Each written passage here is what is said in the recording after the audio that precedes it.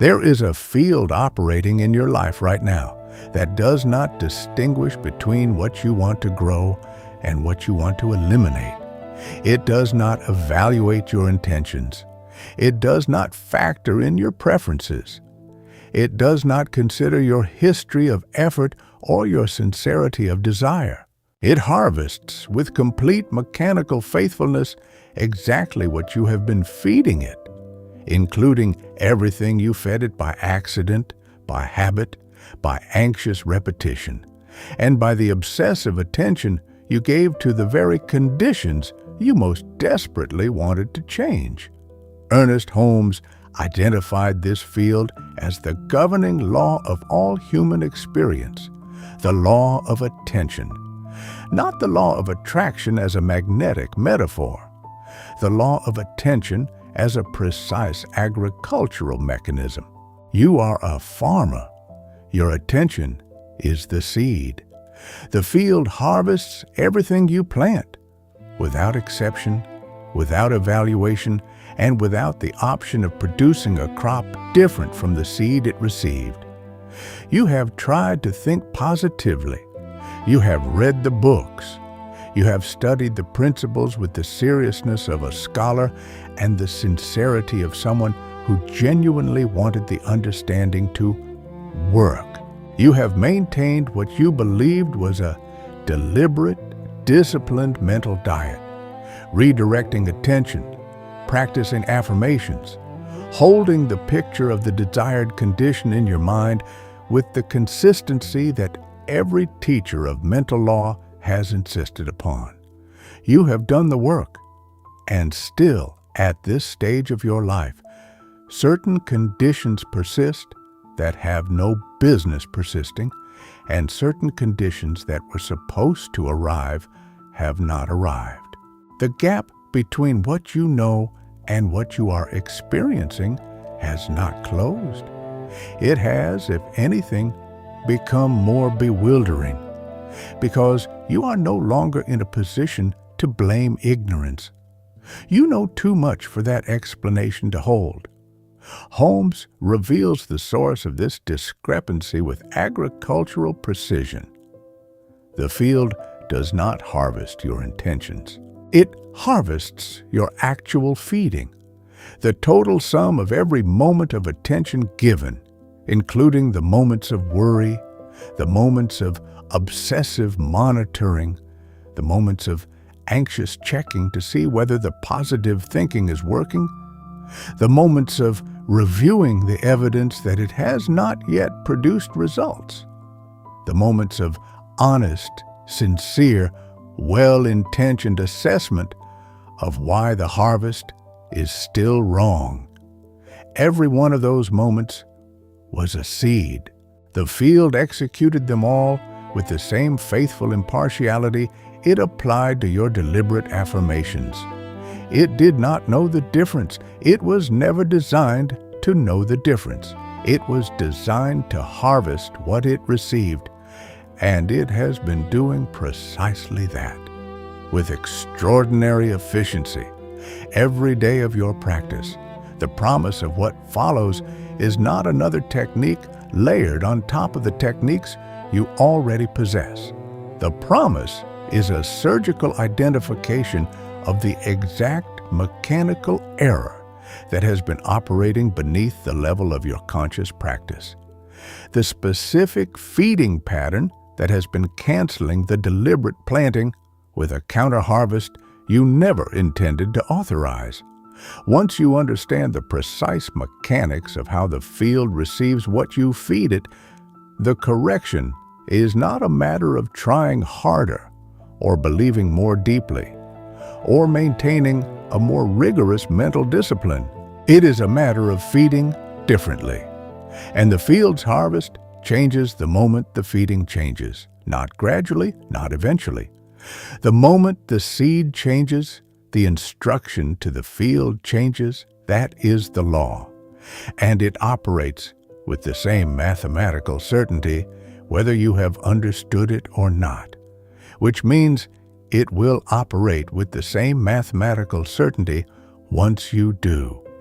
In this presentation, We will establish Holmes's complete teaching on the attention field as a harvesting mechanism, the precise law by which consciousness, through the direction of its sustained attention, plants specific seeds in the subconscious field and receives a corresponding crop in the experience of physical reality. We will build this teaching from its foundation in the science of mind to its practical application as a complete operative protocol. We will establish what feeding means mechanically, what the field actually harvests as distinct from what you intended to harvest, and how the correction of an unwanted harvest begins not with the elimination of the crop, but with the deliberate changing of the seed.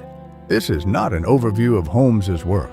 This is an extraction of the single most operationally precise teaching he left to the practitioner who is ready to move from understanding the law to executing it. We will construct the architecture of deliberate cultivation in 3 stages. The farmer's consciousness that must be adopted before any technique becomes operative. The execution protocol that governs how the deliberate planting is performed, and the diagnostic identification of the 2 most destructive agricultural errors that the sincere practitioner performs, often without awareness, in the very act of trying to improve the harvest. There is a specific feeding pattern Holmes identified as the most destructive agricultural error in all of metaphysical practice, one that the diligent student performs with the greatest frequency precisely because they are diligent. It is the error of the devoted farmer who is planting with one hand and uprooting with the other, and who cannot understand why the field remains unchanged. We will identify it with the precision of a diagnostician who has seen the pattern 10,000 times and can name it exactly. Before we proceed, there is one action available to you in this moment that is not symbolic. It is operative. Write the words, "I feed with intention," in the comments below, not as a response to a prompt, not as a gesture of participation, as a decree, as the first deliberate instruction you issue to your own subconscious field before the full curriculum of this law is delivered. Holmes was unambiguous. The field responds to declaration. The act of stating in precise language what kind of farmer you intend to be is itself the planting of the first deliberate seed of this new agricultural cycle. The field is listening right now. It is always listening. What you feed it in this moment is what it will begin to grow. Issue the decree. Then remain in this laboratory, because what follows is not content. It is the blueprint of the mechanism that has been governing your experience since the first moment of your conscious life. Ernest Holmes, in The Science of Mind, made a distinction that most practitioners of mental law have read and few have fully operationalized. He distinguished between the act of thinking and the act of feeding. Thinking, in Holmes's framework, is the continuous, largely automatic flow of mental content that moves through consciousness the way weather moves through a landscape, present, variable, and largely unremarkable, unless it is given something additional. That additional element is attention. Attention is not thinking. Attention is the sustained directional investment of conscious focus in a specific thought, image, condition, or fear. The act of holding a particular mental content in the center of awareness with enough consistency, enough emotional charge, and enough repetition to constitute what Holmes called a pattern, a mold pressed into the subconscious field with sufficient force to become the template for a corresponding harvest. The distinction matters with surgical precision. A thought that passes through consciousness is weather. A thought that receives sustained attention is a seed, and only seeds are harvested. This precision is not a semantic refinement. It is the operational key to understanding why the practitioner who believes they are maintaining a positive mental diet is frequently maintaining nothing of the sort. The practitioner monitors their thoughts. They catch negative thinking and redirect it. They are vigilant about the conscious content of their mental stream. But vigilance over the stream of thought is not the same as the deliberate direction of sustained, emotionally invested attention.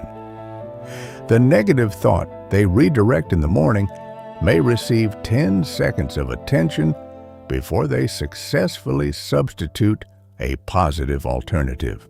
The financial worry they review each evening in the name of honest self-assessment may receive 45 minutes of sustained, emotionally charged focus. Holmes's mathematics are unambiguous. 10 seconds of negative planting is a negligible seed. 45 minutes of sustained feeding is a dominant crop instruction. The field does not know that the 45 minutes felt like honest assessment. It knows only what it received. And it received 45 minutes of financial scarcity fed with the emotional charge of sincere concern.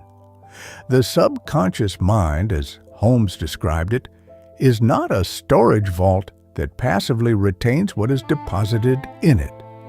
It is what he called the universal medium through which the individualized thinker, the conscious directive intelligence that you are, communicates its pattern to the creative law of the universe.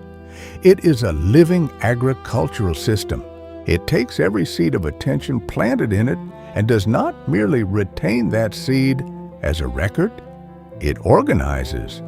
It reorganizes the entire biological, behavioral, perceptual, and circumstantial environment of the individual to produce the harvest that corresponds to the dominant pattern it has received. This reorganization is not a single event. It is continuous. The subconscious field is always processing, always growing, always moving toward the harvest that corresponds to its current dominant feeding. It does not pause to receive new instruction. It operates without interruption, which is why the practitioner who believes they are in neutral between their deliberate practice sessions is, in fact, still farming. Whatever receives their attention during those intervals is still being planted. The thinker, Holmes' term for the conscious individualized intelligence, is always, without exception, in the role of the farmer. There is no moment in which the thinker is not feeding the field. There is no neutral attention. Every sustained focus is a seed. The practitioner who understands this does not look at the concept of deliberate attention practice as an additional exercise to perform each morning. They recognize that they are always farming, that the only question before them is whether they are farming deliberately or accidentally.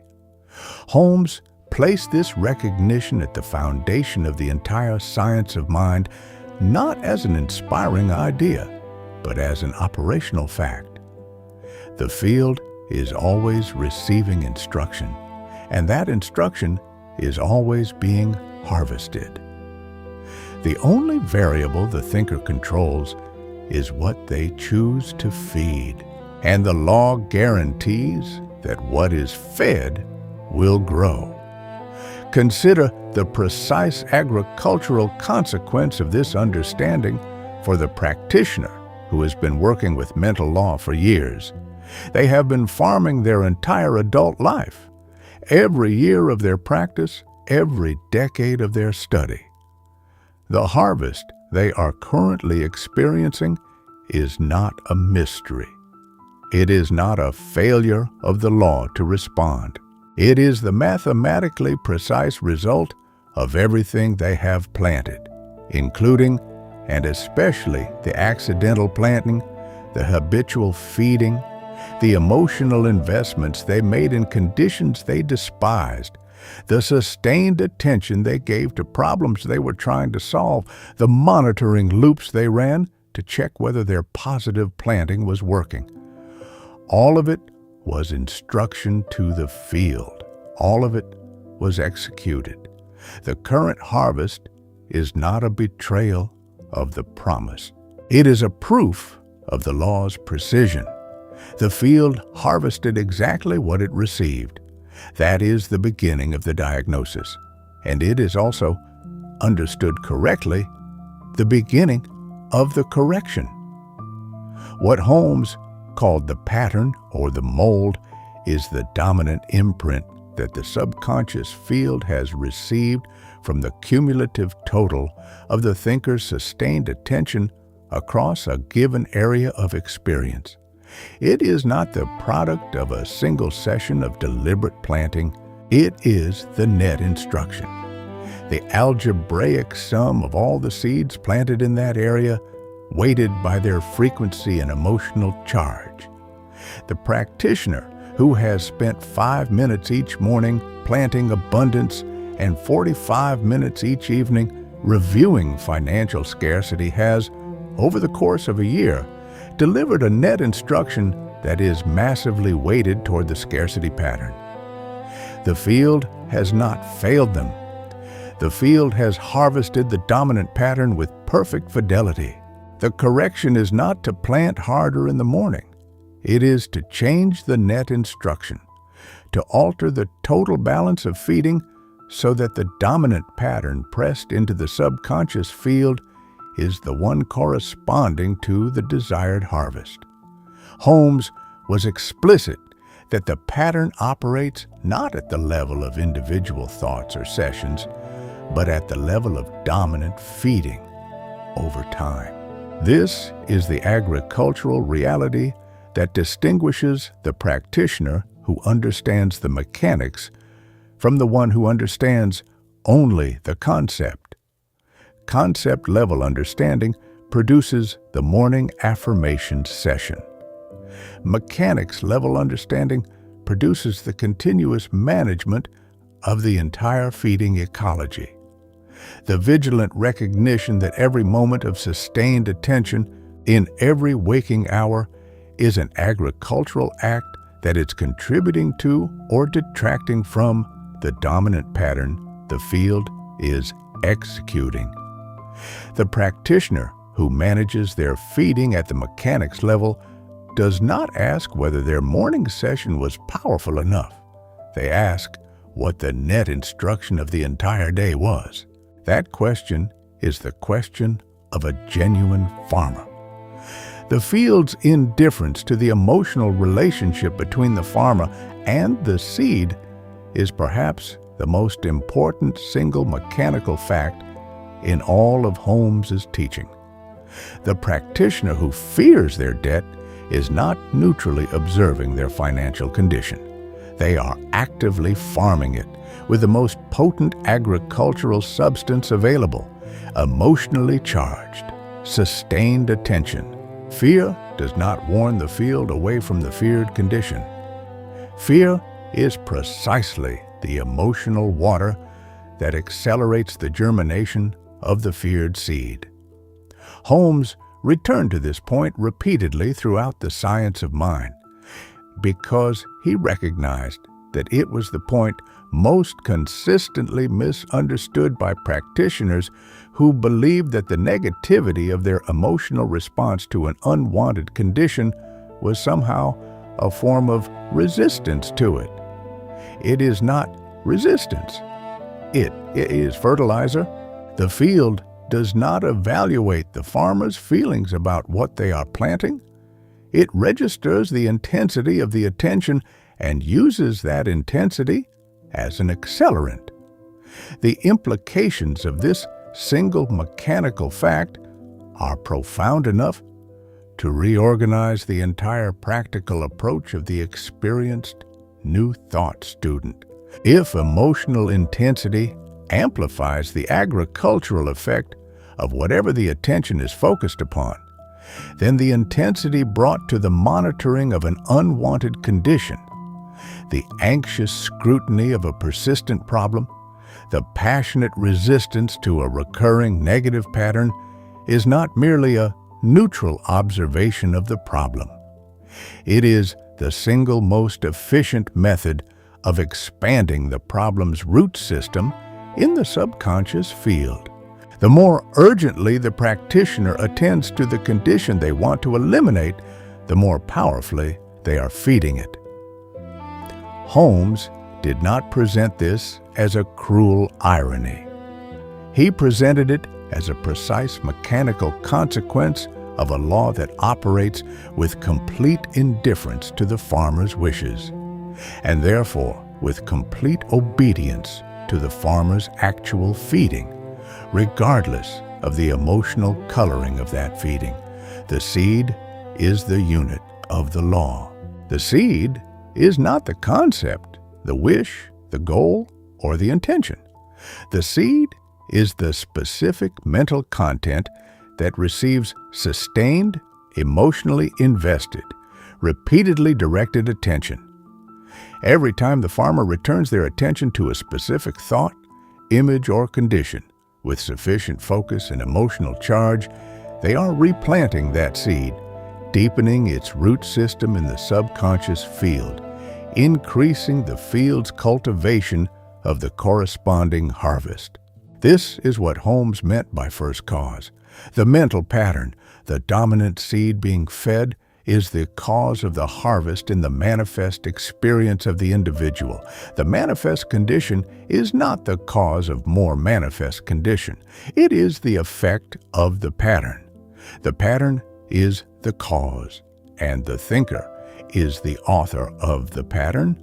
Therefore, the thinker is, without exception and without appeal, the first cause of every harvest in their experience. That is the law. It requires no belief.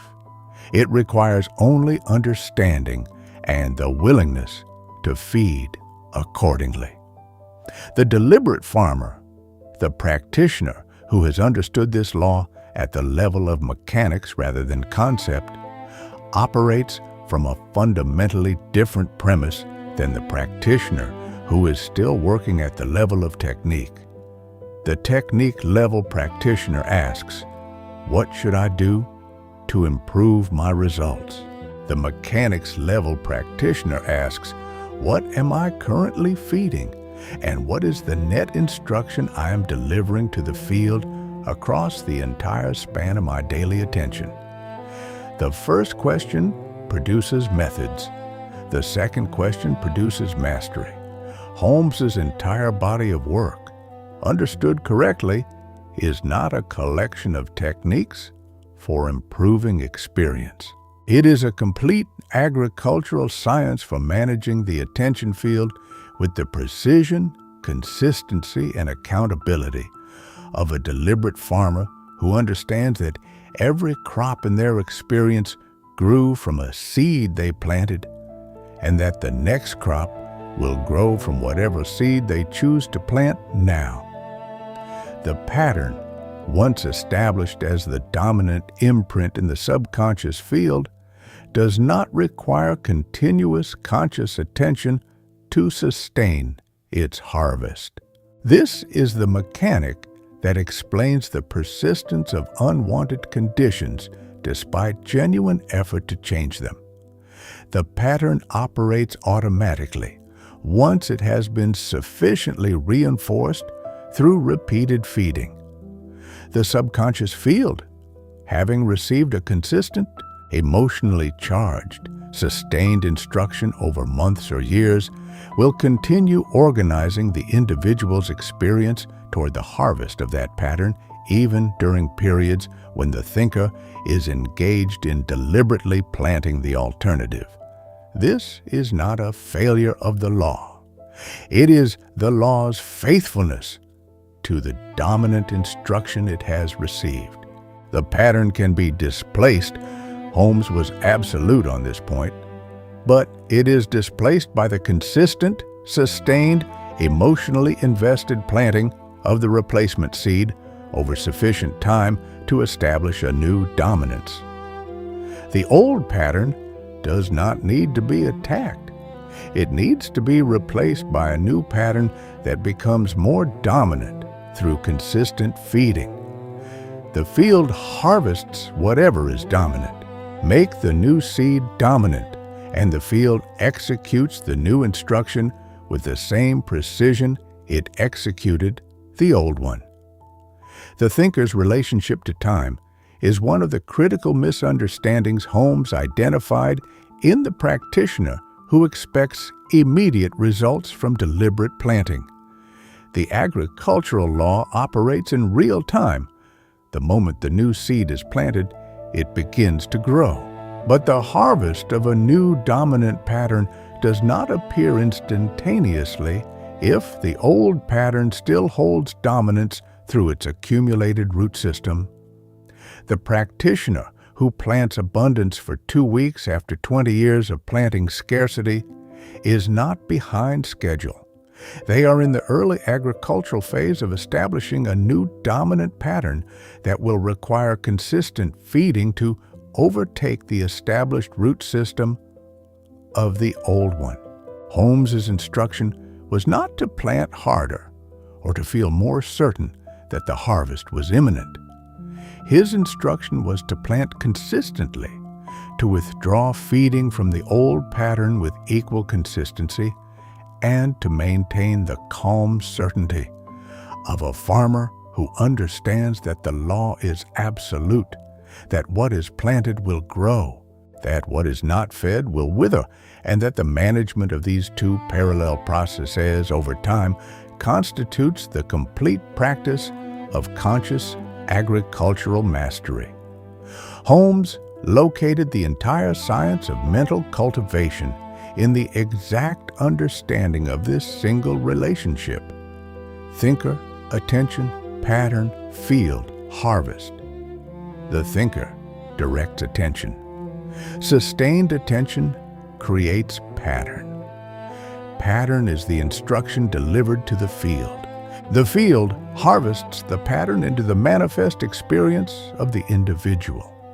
Every stage of this mechanism operates according to law, precise, impersonal, absolute law. There are no exceptions. There is no harvest that arrived without a seed. There is no seed that failed to produce a harvest, given sufficient time and feeding. There is no thinker who is exempt from the operation of this law, regardless of their spiritual development, their sincerity of desire, their years of practice, or their depth of knowledge. The law does not make allowances for the practitioner. It operates on what it receives. What you feed it, with full deliberateness and mechanical precision, is exactly what it will grow. Holmes chose the analogy of soil with the precision of a master choosing a teaching instrument rather than a decoration. The soil of a field does not evaluate what the farmer places in it.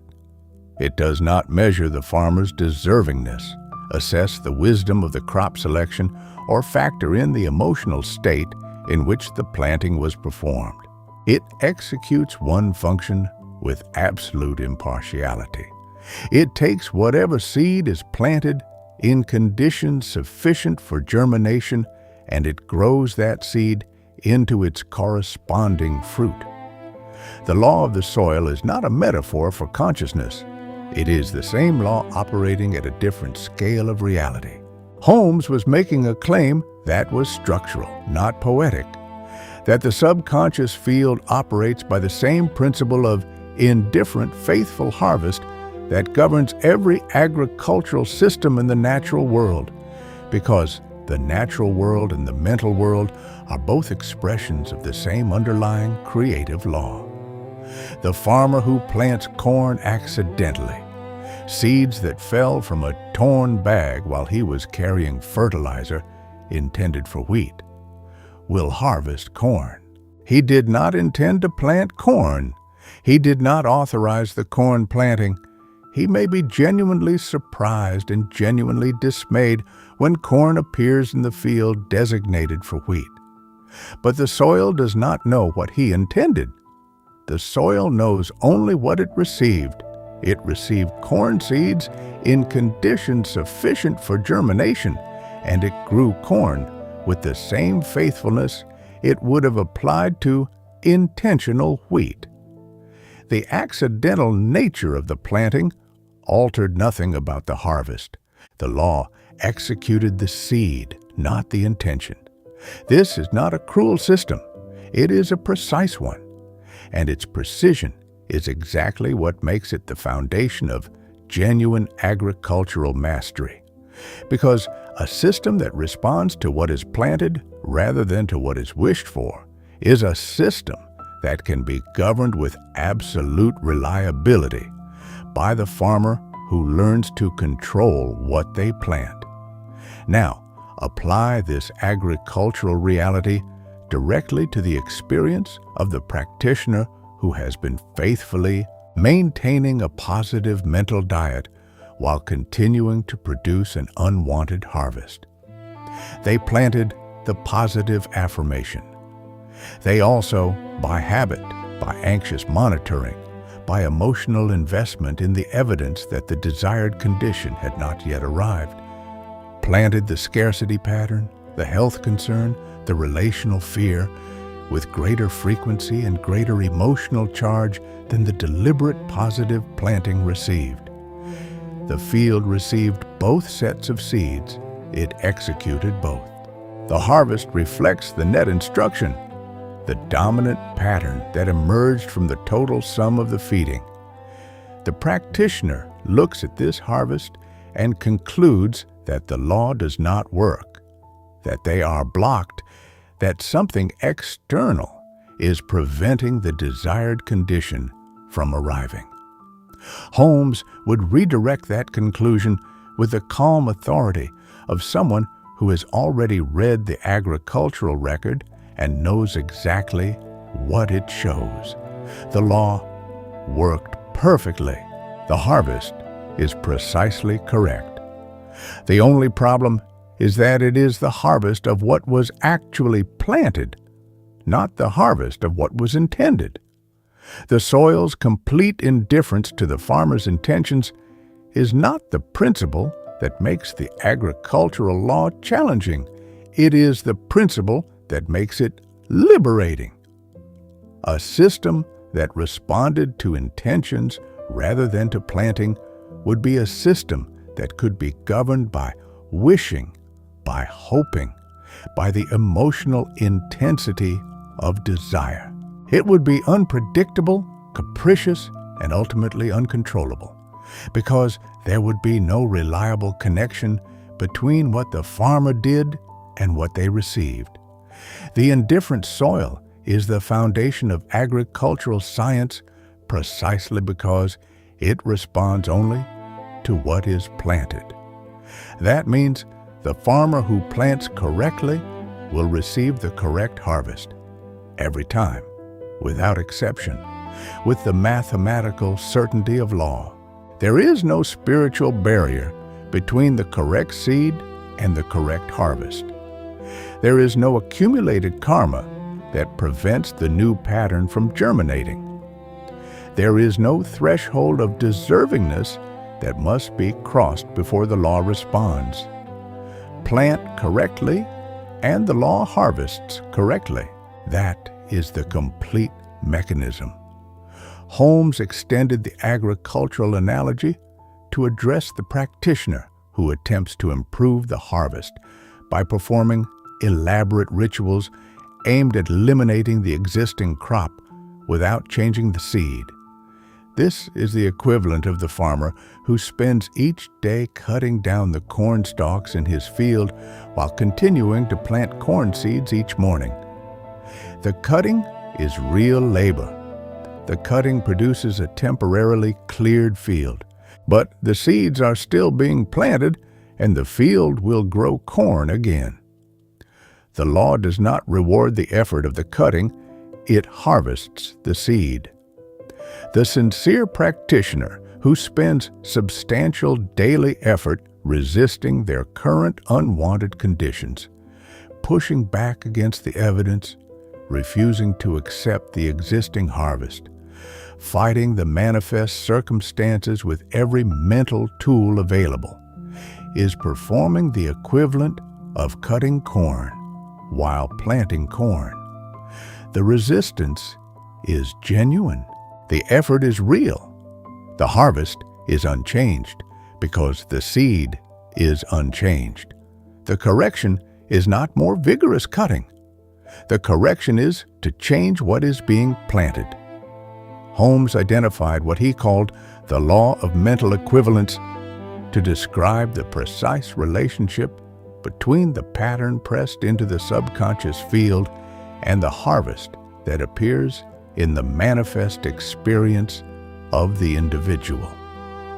The mental equivalent of abundance is not the desire for abundance.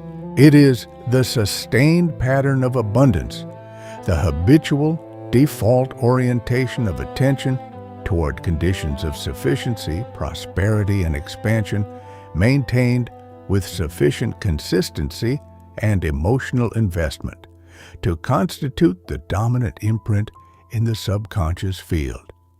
The mental equivalent of health is not the wish for health. It is the pattern of wholeness, the habitual mental picture of the body as a perfect expression of the one life, maintained with the calm certainty of someone who understands that the body is the harvest of the pattern fed to the field that governs it. Desire is a beginning. Pattern is the operative. The law responds to pattern, not to desire. Build the correct mental equivalent with sufficient feeding, and the harvest is inevitable. The unshakable logic of the attention field as a harvesting mechanism rests on one foundational premise that Holmes derived from the science of mind's core principle. There is one universal mind, and it is the substratum of all individual experience. The individual thinker is a point of expression of this universal mind, not separate from it, not independent of its laws, but individualized within it as a unique point of cause. The field that the thinker feeds with their attention is not a personal possession. It is the interface between the individual thinker and the creative law of the universe, the mechanism through which the pattern of individual consciousness is expressed as the harvest of individual experience. This is what Holmes meant by the phrase, "The law is no respecter of persons." The same creative law that organizes the experience of the most advanced practitioner also organizes the experience of the person who has never heard of mental law. The difference is not access. The difference is consciousness. The difference is the degree to which the thinker has become a deliberate farmer rather than an accidental one. The impartiality of the law is not a limitation. It is the precise description of why the law is a law rather than a preference. A force that could be negotiated with, argued with, or appealed to through the sincerity of the practitioner's desire would not be a law. It would be a personality, variable, unpredictable, and ultimately uncontrollable. The law of the attention field is not a personality. It is a mechanism, and mechanisms of sufficient precision can be operated with complete reliability by the practitioner who understands their operating principles. Holmes staked the entire science of mind on this claim, that the mental laws governing human experience are as precise, as reliable, and as governable as the physical laws governing the movement of planetary bodies. The farmer who understands the law of the harvest does not pray for a good crop. They plant the correct seed and manage the field correctly and receive the correct harvest with the certainty of someone who understands that the law has no other option than to execute what was planted. The logic of the harvest is therefore not a logic of hope or of faith in the conventional sense. It is the logic of mathematical consequence. The thinker who has established the correct pattern, who has fed the field with the dominant, consistent, emotionally invested, precisely directed attention that constitutes the correct seed for the desired harvest, is not hoping for a favorable result. They are observing the inevitable unfolding of a process already set in motion by the law. The harvest is not in question. The only question is the completeness and consistency of the planting. The farmer does not stand at the edge of the field in anxious uncertainty about whether the soil will honor its agreement.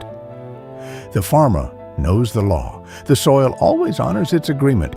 It harvests what is planted. That certainty, not the emotional warmth of hope, but the cold structural certainty of understood law, is the posture of the practitioner who has moved from the level of technique to the level of mastery. Every condition in your current experience is governed by this logic.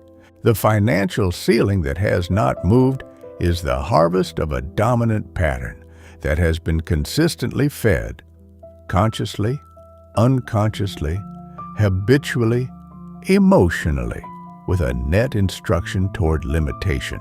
The health challenge that persists despite your metaphysical understanding is the harvest of a pattern that has received more feeding of the illness than of the wholeness, measured not by your intentions, but by your actual sustained attention. The relational pattern that reconstitutes itself across different relationships is the harvest of a pattern pressed so deeply into the subconscious field through years of repeated feeding that it continues to organize experience long after the conscious decision to change it has been made. These are not mystical judgments or metaphysical diagnoses of your character. They are agricultural observations. The crop that is currently growing is the crop that was planted. This is the unshakable logic, and it is the foundation of everything that follows. Holmes's claim that the subconscious field harvests without exception, without evaluation, and without the option of producing a crop different from the seed it received was not presented as a philosophical proposition to be debated. It was presented as an operative fact to be understood, internalized, and applied with the same matter-of-fact precision that the engineer applies to the operating principles of a system they have mastered. The practitioner who debates whether the law is true is the farmer who debates whether seeds grow. The debate is irrelevant. The seeds are growing. The question before the practitioner is not whether the law operates. The question is, what seed is currently dominant in each area of experience? What instruction is being delivered to the field in each moment of sustained attention? And what changes to the feeding protocol will produce the harvest that corresponds to the life the thinker has chosen to build? Those are the operative questions, and the answers to them constitute the complete agricultural science of the attention field. The indifference of the law to the practitioner's spiritual development is not a paradox. It is a confirmation of the law's precision. The practitioner who has spent 30 years studying mental law is not exempt from the operation of the attention field. They are not elevated above its mechanism by the depth of their understanding or the sincerity of their commitment. The law operates on what it receives, and if the 30-year practitioner is still feeding the field with accidental patterns of habitual anxiety, monitoring loops, and emotional investment in unwanted conditions, the field will harvest those patterns with the same faithful impartiality it would apply to a complete beginner. Understanding the law does not exempt you from it. It equips you to operate it. That distinction is the difference between knowledge and mastery. And it is the distinction that the practitioner who has been working diligently without achieving the expected results must now make operational in their practice. The law of the soil operates without regard to the farmer's past harvests. The field that produced 20 years of corn does not retain a preference for corn. It does not resist wheat because corn was its previous crop. It does not require the farmer to compensate for the years of corn before it will accept wheat. It simply grows what is currently being planted. The subconscious field operates by the same principle. The pattern that has been dominant for years does not constitute a permanent feature of the field. It constitutes the current dominant harvest of the current dominant feeding. Change the feeding, and the pattern changes. Change the pattern, and the harvest changes. Holmes was unambiguous. The subconscious field has no memory that overrides its current instruction. It is not imprisoned by the past harvest. It is responding to the present planting. This is the law. And it is the law that makes the correction not merely possible, but mechanically inevitable once the feeding changes. The complete logic of the attention field can be stated with the economy and precision of a mathematical theorem. The harvest of any individual's experience in any domain is the precise reflection of the dominant pattern that has been established in their subconscious field through the net total of their sustained attention in that domain. The dominant pattern is the result of the total feeding, deliberate and accidental, conscious and habitual, welcoming and resistant, weighted by frequency and emotional charge. The dominant pattern can be changed by changing the net feeding, specifically by increasing the deliberate planting of the desired pattern and simultaneously withdrawing feeding from the existing unwanted pattern until the new pattern achieves dominance. Once the new pattern is dominant, the field harvests it with the same mathematical precision that it harvested the old one. There are no exceptions to this law. There are no cases in which the field harvests something other than the dominant pattern. And there are no thinkers for whom this law does not apply. It is the law. It is operative. And it is what we will now learn to govern with complete precision. The farmer who plants new seeds in a field while refusing to acknowledge that they planted the old crop is not a farmer who is ready to change the harvest. They are a farmer who is still in the emotional stage of relationship to their field, blaming the soil, blaming the weather, blaming the quality of the previous seeds, and who has not yet adopted the one consciousness that makes deliberate cultivation possible, the complete, unsentimental recognition of their own role as the sole agent responsible for what is currently growing. Holmes placed this recognition, what he called the farmer's consciousness, at the absolute foundation of every operative technique in the science of mind, not as a preliminary encouragement, but as a structural prerequisite.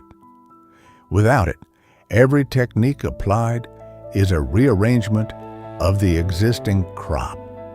With it, the complete reconstruction of the field becomes not merely possible, but mechanically inevitable. The farmer's consciousness is not self-blame. This distinction matters with the precision of a surgical instrument, because the experience of self-blame and the adoption of agricultural accountability can appear on the surface to occupy the same emotional territory. Both involve the recognition that you are responsible for your current condition, but they are mechanically opposite operations. Self-blame is the emotional response of someone who believes they are subject to a capricious or punishing system. Someone who looks at their harvest and concludes that the fact that it is wrong means that they are wrong, that the unwanted crop is evidence of their unworthiness, their weakness, their spiritual insufficiency. That conclusion is a seed, and the field harvests it. Agricultural accountability is the recognition of someone who has understood the law completely. The current harvest is wrong, not because the farmer is wrong, but because the farmer planted the wrong seeds, accidentally, habitually, with the best of intentions, but without the precision of a deliberate cultivator. The field is not punishing the farmer. The field is executing the instruction it received. That recognition is not an indictment. It is a map. Holmes was explicit that the shift from victim consciousness, the feeling of being subject to external conditions, to farmer consciousness, the recognition of complete agricultural authority over the field, is not an act of positive thinking. It is an act of logical consequence. If the law operates as described, then the thinker is the first cause of every harvest in their experience, not the primary influence, not a contributing factor. The first cause, the condition that is currently manifesting in the experience of the individual, has no other origin than the pattern that has been fed to the field by the thinker's sustained attention. This is not a comfortable claim for the practitioner who has worked diligently and still faces unwanted conditions.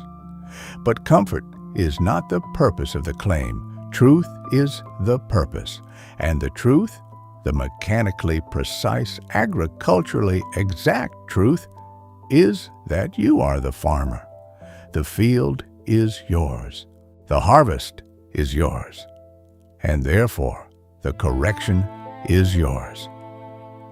The practical adoption of the farmer's consciousness requires a specific cognitive operation that Holmes described as the harvest audit. The discipline of looking at the current manifest conditions of one's experience with the clear, unemotional eyes of an agricultural investigator, working backward from the harvest to the seed. The harvest auditor does not look at a field of unwanted crops and feel guilt, shame, confusion, or helpless frustration.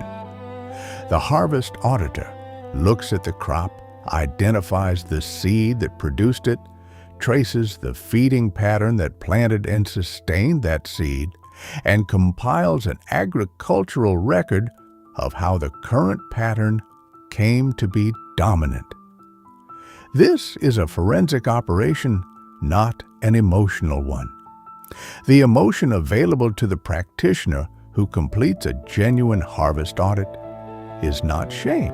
It is the specific, precise, forward-directed clarity of someone who has finally identified the exact source of the discrepancy between what they planted and what they intended to plant, and who now knows exactly what to change. The farmer's consciousness also requires the adoption of what Holmes called the impersonal view of the law. The practitioner who approaches the law of attention as a personal relationship, who feels that the field should respond to their intentions, their history, their sincerity, their years of faithful practice, is not approaching the law as a law. They are approaching it as a personality that can be negotiated with, persuaded, or moved by the emotional weight of their request. The law cannot be moved by emotional weight directed at it.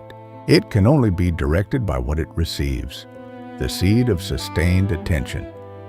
The farmer who has farmed badly for 20 years does not deserve a better harvest from the soil. The soil does not evaluate deserve, but the farmer who begins to farm correctly today will receive a correct harvest, not because they deserve it now, but because they are planting correctly now.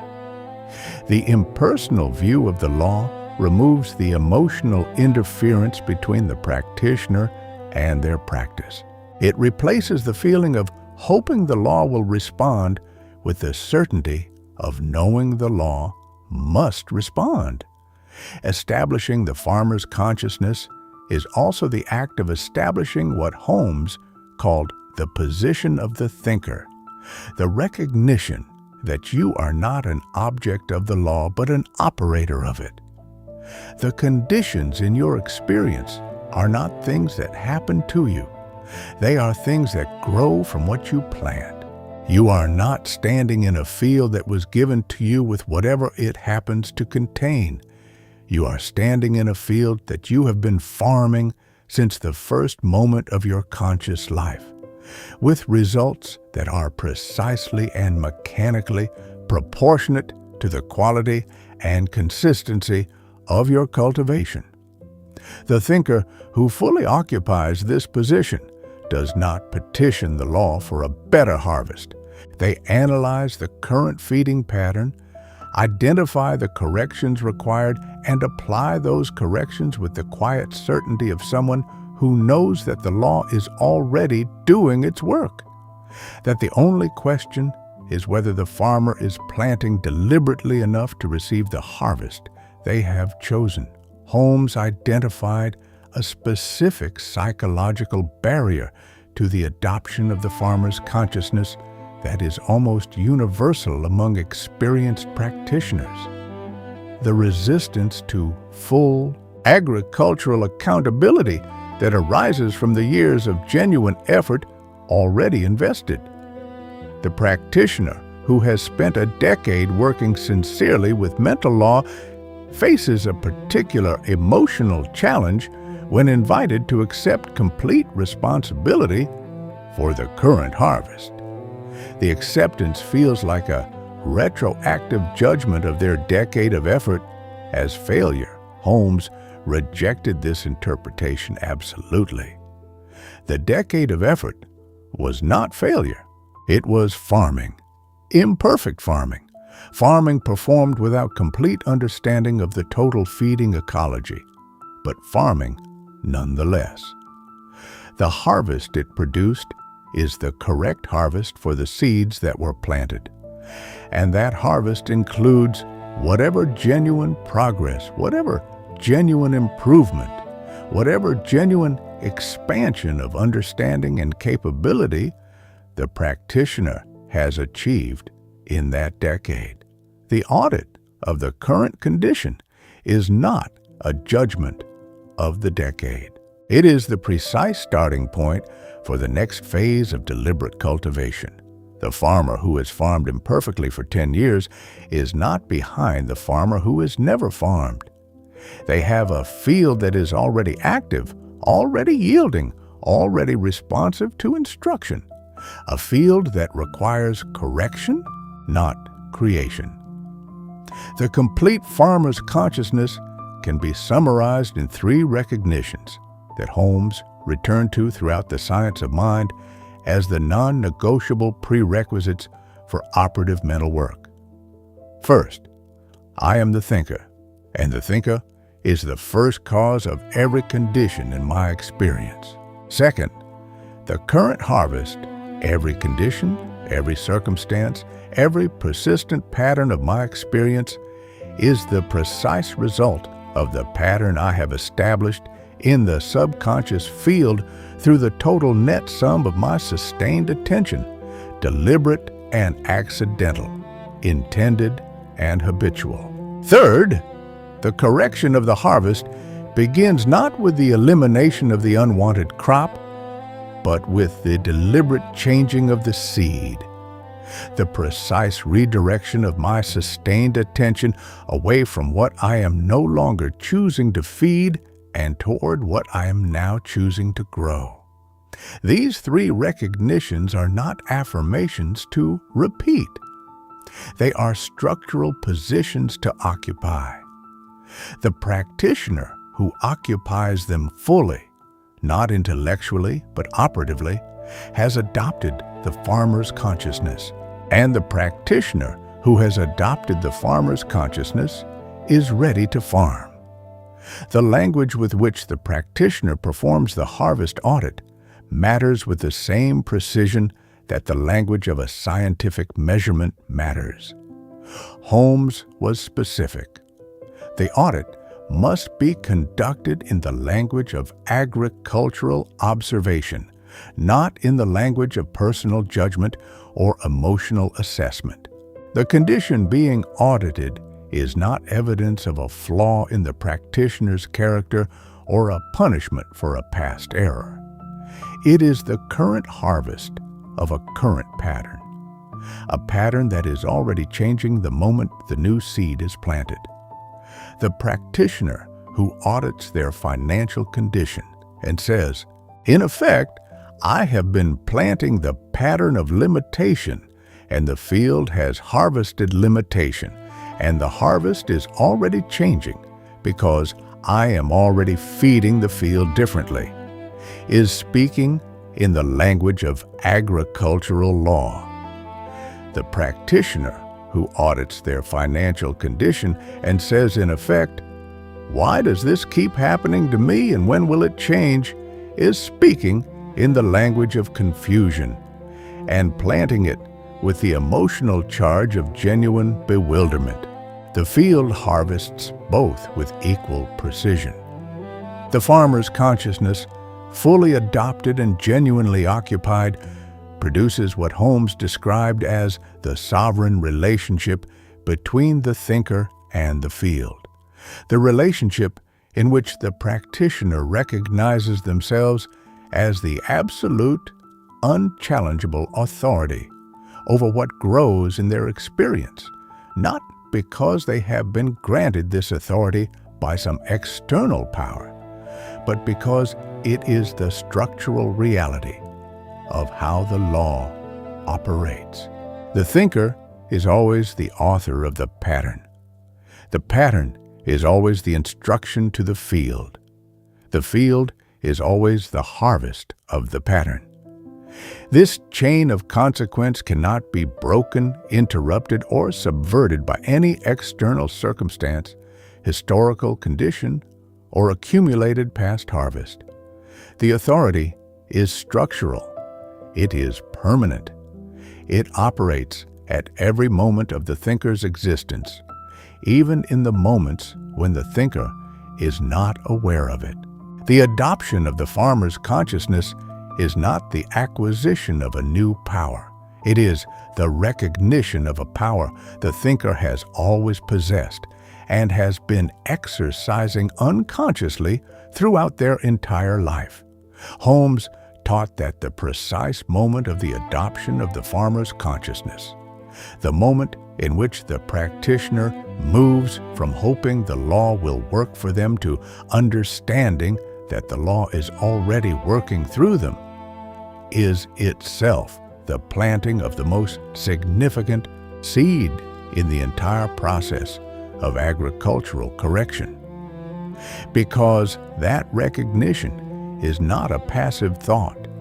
It is a fundamental reorientation of the thinker's relationship to the field, a shift from the position of a subject receiving whatever the field produces to the position of an operator governing what the field produces.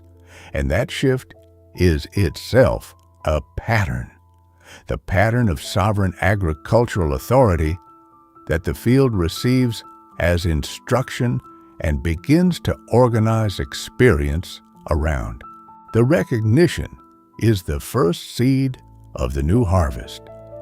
The farmer's consciousness is not the preparation for the practice. It is the first act of practice. The experienced practitioner who arrives at this understanding after years of working with mental law does not need to be told that they have been farming accidentally.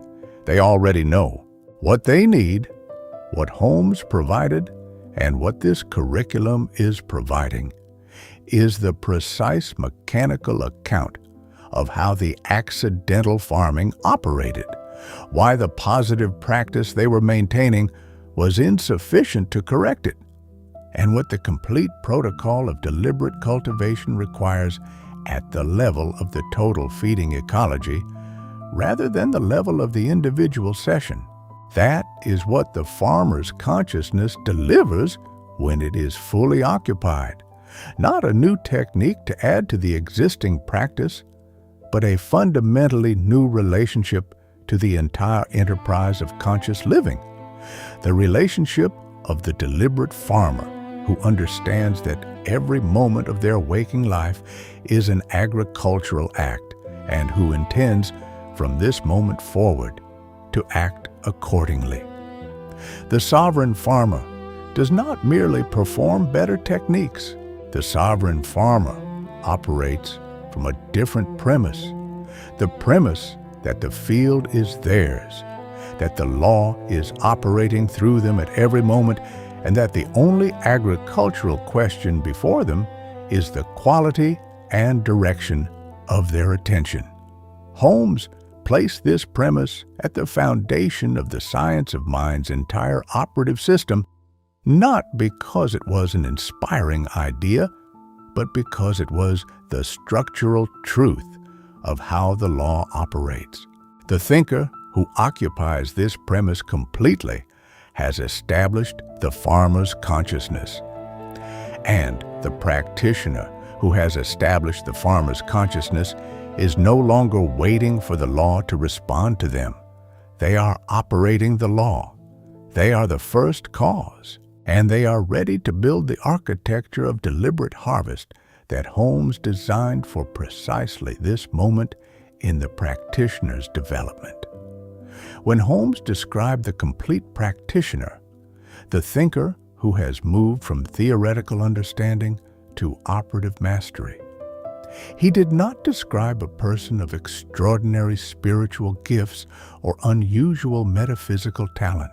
He described a person of extraordinary agricultural discipline, someone who has accepted total accountability for the current harvest, who monitors the total feeding ecology of their daily attention with the precision of a master farmer managing every variable of the field, who plants the desired pattern with consistent, emotionally invested deliberateness, and who withdraws feeding from unwanted patterns with the calm consistency of someone who understands that withdrawal is not suppression, but simply the cessation of planting. This is not a description of a rare individual.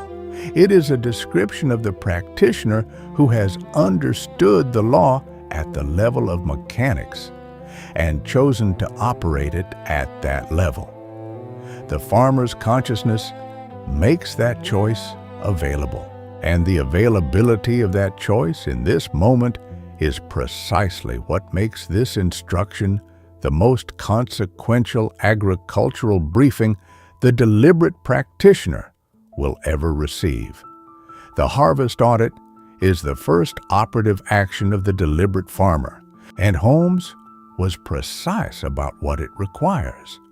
Not an honest assessment of your current feelings about your life, but a forensic examination of the actual pattern dominating the subconscious field in a specific area of experience, conducted by working backward from the current harvest to the seed that produced it. Select one area of persistent unwanted harvest, the area where the gap between what you know and what you experience is most pronounced. The financial ceiling that has remained fixed despite years of prosperity, consciousness work. The recurring health condition that has not responded to your understanding of the body as perfect expression of the one life. The relational pattern that reconstitutes itself with new people in the same essential configuration as every previous version. Do not select multiple areas. Select one. The harvest audit is a precision instrument, not a general review. Apply it to the single most persistent discrepancy in your experience, and apply it with the cold, exact attention of an agricultural investigator who is not interested in how the field should be performing, only in what it is actually harvesting and why.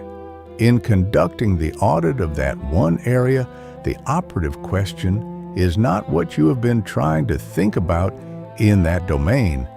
It is what has actually received your sustained, emotionally charged, repeatedly directed attention. Not the 15-minute morning session, the entire waking day. What thoughts in this specific area have held your focus for more than 2 consecutive minutes? How frequently? With what emotional intensity? Do they carry the emotional charge of certainty and expansion, or the emotional charge of anxiety, resistance, and monitoring? Calculate, not metaphorically, but as close to literally as your memory of the recent weeks permits, the approximate proportion of your total daily attention in this area that has been fed to the desired pattern versus the proportion that has been fed by habit, anxiety, or reactive assessment to the unwanted pattern. The result of that calculation is the net agricultural instruction you have been delivering to the field. It is the seed that is currently dominant. It is the explanation for the current harvest. Name it exactly. Do not soften it. Do not qualify it with your intentions. Name what was actually fed. Having named the current dominant seed with precision, the deliberate replanting begins. And Holmes's instruction on the mechanism of replanting is the most operationally specific element of his entire teaching on the attention field. You do not eliminate the unwanted pattern by attacking it, arguing with it, resisting it, or performing elaborate mental operations designed to remove it from the field. You displace it. Displacement is a precise agricultural term. The new seed, planted with greater consistency and greater emotional investment than the old seed is currently receiving, gradually establishes its own dominance in the field as the old seed, deprived of feeding, loses its structural predominance. The new seed does not fight the old one. It does not need to. It simply grows more robustly, fed more consistently, watered with greater emotional certainty, until it is the dominant crop and the field harvests it accordingly. The operative principle is replacement, not removal. And the operative method is deliberate, consistent planting of the new pattern with a frequency and emotional investment that exceeds whatever the old pattern is currently receiving. Select the specific condition you intend to harvest with the precision of a farmer specifying a crop to a seed supplier. Holmes was categorical on this point. Vagueness in the specification of the desired pattern produces vagueness in the harvest. The practitioner who feeds the field the pattern of more abundance has given the field an ambiguous instruction. The field is not equipped to define abundance on the practitioner's behalf. It harvests the pattern it receives. Feed it the precise pattern. The exact financial condition stated with the specificity of a figure, a circumstance, a quality of daily experience. Feed it the precise pattern of the health condition, not the general desire for better health, but the specific, vivid, emotionally inhabited image of the body functioning as the perfect expression of the life that animates it.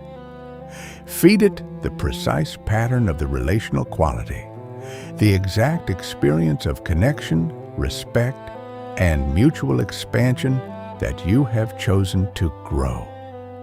The precision of the seed is the precision of the harvest. The field grows what it receives, and it can only grow what is sufficiently specified to constitute a real pattern rather than a general inclination.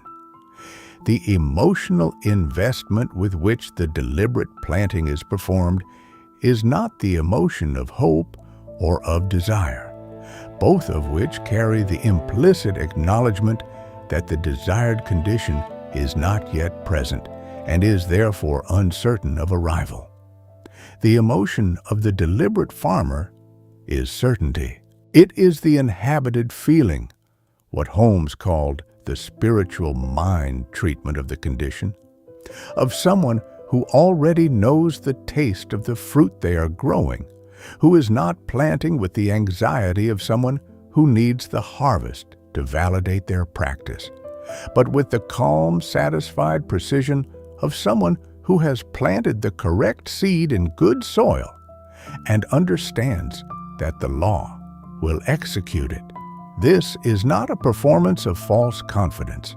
It is the deliberate adoption of the emotional frequency that corresponds to the desired pattern, because the emotional quality of the feeding is part of the seed, and the seed must contain the emotional signature of the harvest it is instructing the field to produce.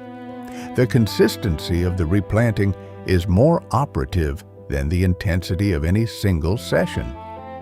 Holmes was explicit on this point, and it runs counter to the intuition of most practitioners. The practitioner who has one extraordinary visualization session of great emotional clarity and depth, and then does not return to the deliberate planting for 4 days, has planted with less agricultural effect than the practitioner who feeds the field the desired pattern for 5 minutes, 3 times per day, every day without exception. The law does not reward extraordinary single efforts. The law responds to consistent, repeated feeding, because the pattern is established not by the peak of a single session, but by the cumulative, repeated impression of sustained attention over time. Consistency is the water that keeps the seed in germination.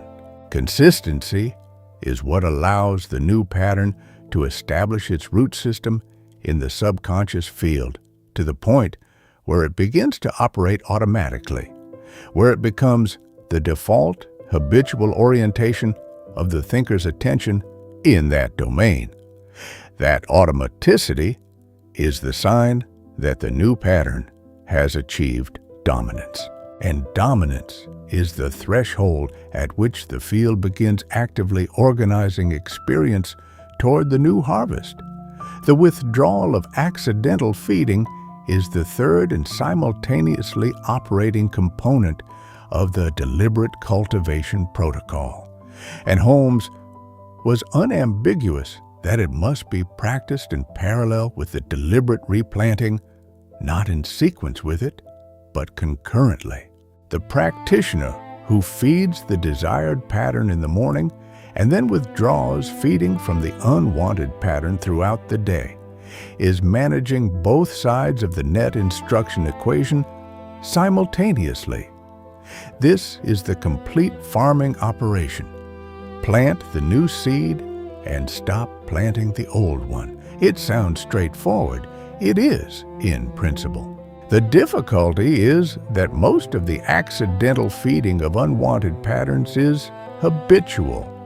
It occurs without conscious deliberation, as the automatic default of a thinker who has been farming the same accidental crop for long enough that the anxious thought, the habitual monitoring, the reactive assessment of current conditions has become the reflexive orientation of attention in that area.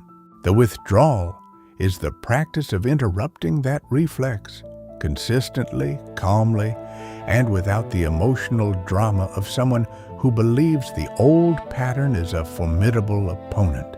Holmes was precise about the distinction between the withdrawal of feeding and the suppression of unwanted thoughts, a distinction that carries profound practical consequence.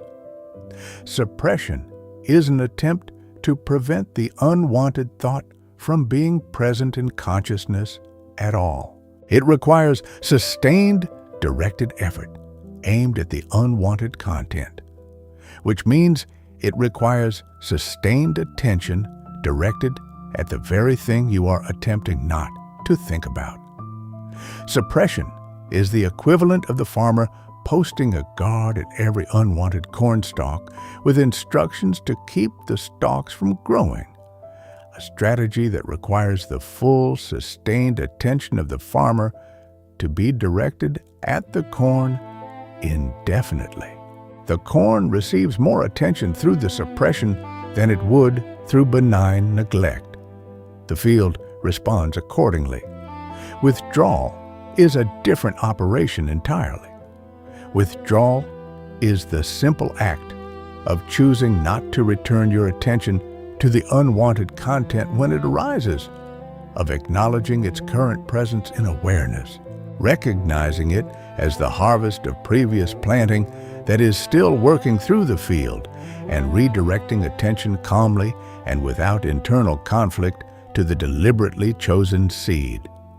The old crop is not being fought. It is simply not being watered, and without water, it withers. That is the law. In practice, the withdrawal protocol operates through what Holmes called the redirect, the immediate, unemotional replacement of the arising accidental feeding with a deliberate feeding. When the unwanted thought arises, when the financial anxiety surfaces in awareness, when the health monitoring begins, when the relational fear presents itself, the practitioner does not engage with it, argue with it, push it away, or perform an emotional cleansing ritual around it.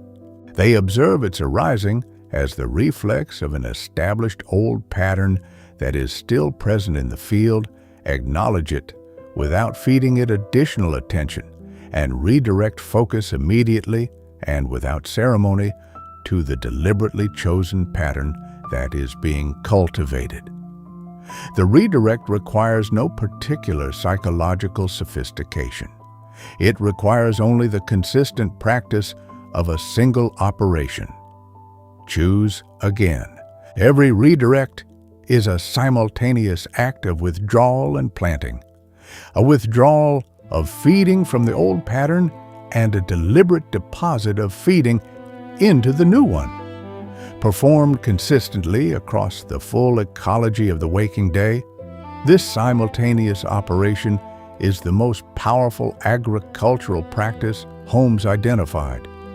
The temporal dimension of the cultivation protocol is important enough for Holmes to have addressed it explicitly, because the practitioner who has adopted the farmer's consciousness and is applying the protocol correctly will pass through a phase in which the new pattern is actively growing. The new seed has been planted, the withdrawal of old feeding has begun, but the harvest of the new pattern has not yet visibly replaced the harvest of the old one. During this phase, the manifest conditions of the practitioner's experience may appear unchanged. The old harvest is still present. The new harvest has not yet emerged. Holmes called this the agricultural interval. The period between the planting and the harvest, in which the seed is germinating beneath the visible surface of experience. The root system of the new pattern is establishing itself in the subconscious field, and the field is reorganizing the biological, behavioral, and circumstantial architecture of the practitioner's experience to accommodate the new crop. During the agricultural interval, the directive is simple and absolute. Do not dig up the seed to check if it is growing. Plant, withdraw, redirect, and wait with the certainty of a farmer who knows the law of germination is already operating. The complete protocol, harvest audit, deliberate replanting, withdrawal of accidental feeding, is not a three-step exercise to be performed in a dedicated practice session. It is the description of how the deliberate farmer manages their total feeding ecology across the entire waking day. The harvest audit is performed once in sufficient depth to clearly identify the current dominant pattern and its accidental sources. The deliberate replanting is performed consistently multiple times per day with the precise specification and emotional certainty of the sovereign thinker who knows exactly what crop they have chosen to grow. The withdrawal and redirect are practiced continuously as the ongoing management of the full attention field, catching every arising instance of accidental feeding, refusing to water it, and returning attention to the deliberately chosen seed. Together, these three operations constitute what Holmes meant by the complete spiritual mind treatment of a condition, not the performance of a ritual, but the comprehensive management of the thinker's relationship to the field on every level, at every moment, with the precision and accountability of a master farmer who knows that the harvest they will live in 5 years is already being planted today. The moment the deliberate replanting begins, the field has already received a due instruction. The harvest of that instruction has already begun. This is not metaphorical encouragement. It is the mechanical consequence of the law. The pattern is established by the feeding, and the feeding has changed.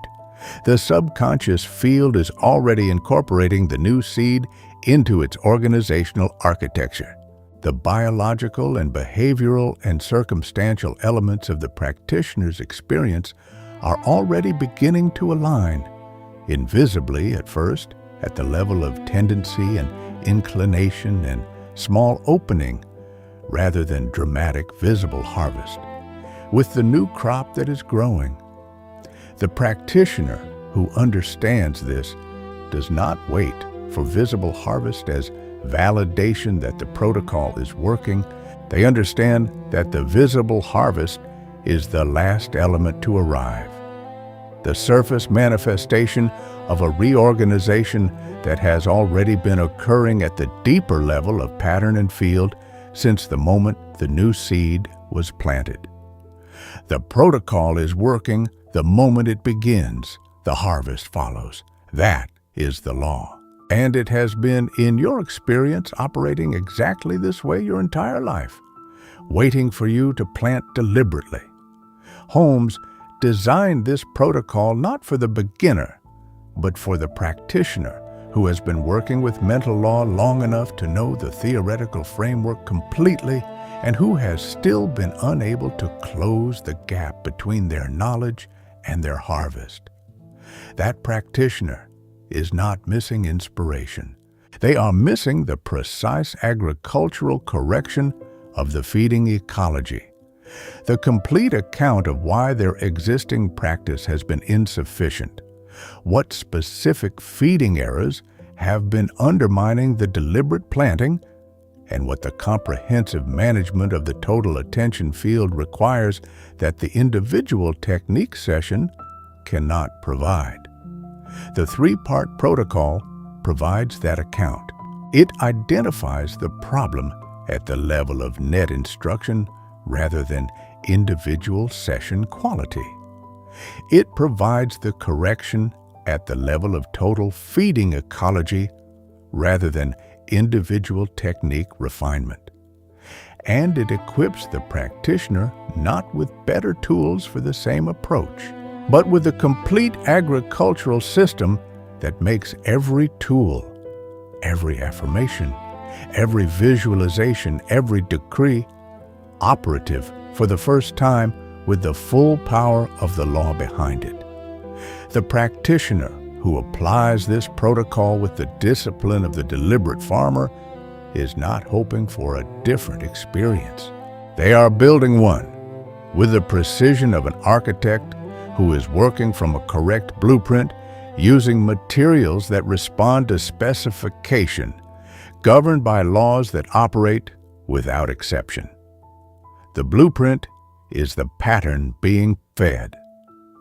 The materials are the substance of the subconscious field. The laws are the agricultural laws that govern the harvest.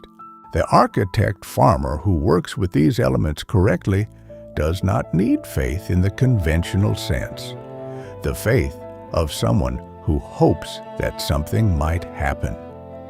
They need the structural certainty of someone who understands that something must happen, because the law of the harvest is absolute, and the seeds being planted are correct, and the field has no other function than to grow what it receives. That certainty is the final element of the complete cultivation protocol. It is the emotional climate in which the seed of the new pattern grows most rapidly. And it is the natural consequence of understanding the law not as a beautiful idea, but as the precise operative mathematical mechanism that governs the production of every harvest in your experience. The most destructive feeding pattern in metaphysical practice is the one that wears the disguise of diligence. Holmes identified it with the surgical precision of a diagnostician who has observed the pattern so consistently across so many students of the law that he could name it before the practitioner finished describing their situation. It is the monitoring loop, the compulsive, repetitive direction of anxious attention toward the harvest for evidence that the newly planted seeds are germinating. The practitioner plants a deliberate seed. They affirm abundance. They visualize the desired condition. They issue the precise decree with what they believe is sufficient emotional investment and clarity of specification. And then, often within hours, sometimes within minutes, they redirect their attention to the harvest field and begin scrutinizing it for signs of change. Is anything different? Has anything shifted? Are there any indicators that the new pattern is beginning to reorganize experience? Is the law responding? This scrutiny feels like the natural, responsible practice of the attentive student. It is, in agricultural terms, the most efficient single method of undoing the planting just performed. Every moment spent in the monitoring loop is not a neutral period between planting sessions. It is an active agricultural event, and it is planting a very specific seed. The content of the monitoring attention is not the desired harvest. The content of the monitoring attention is uncertainty about whether the desired harvest is coming. The emotional charge of the monitoring attention is not the calm certainty of the deliberate farmer. It is the anxious vigilance of someone who needs external validation that the law is responding, which means, at the level of the pattern being pressed into the subconscious field, it is the feeding of doubt, of insufficiency, of the frequency that Holmes would identify as the pattern of, "I am not yet sure if this is working." The field receives this pattern with the same faithfulness it receives every other seed. It organizes experience to produce the harvest of not yet sure if this is working, which is to say, it produces more evidence that the desired condition has not yet arrived. Not because the field is punishing the practitioner for their uncertainty, because the field harvested exactly what it received. The monitoring loop is a scarcity planting machine running in the background of what the practitioner believes is a positive practice. Holmes used the agricultural analogy with absolute precision here. The farmer does not dig up the seed every morning to check if it is growing. The digging is not neutral observation of the germination process. The digging destroys the germination process. It tears the root system that is forming beneath the surface.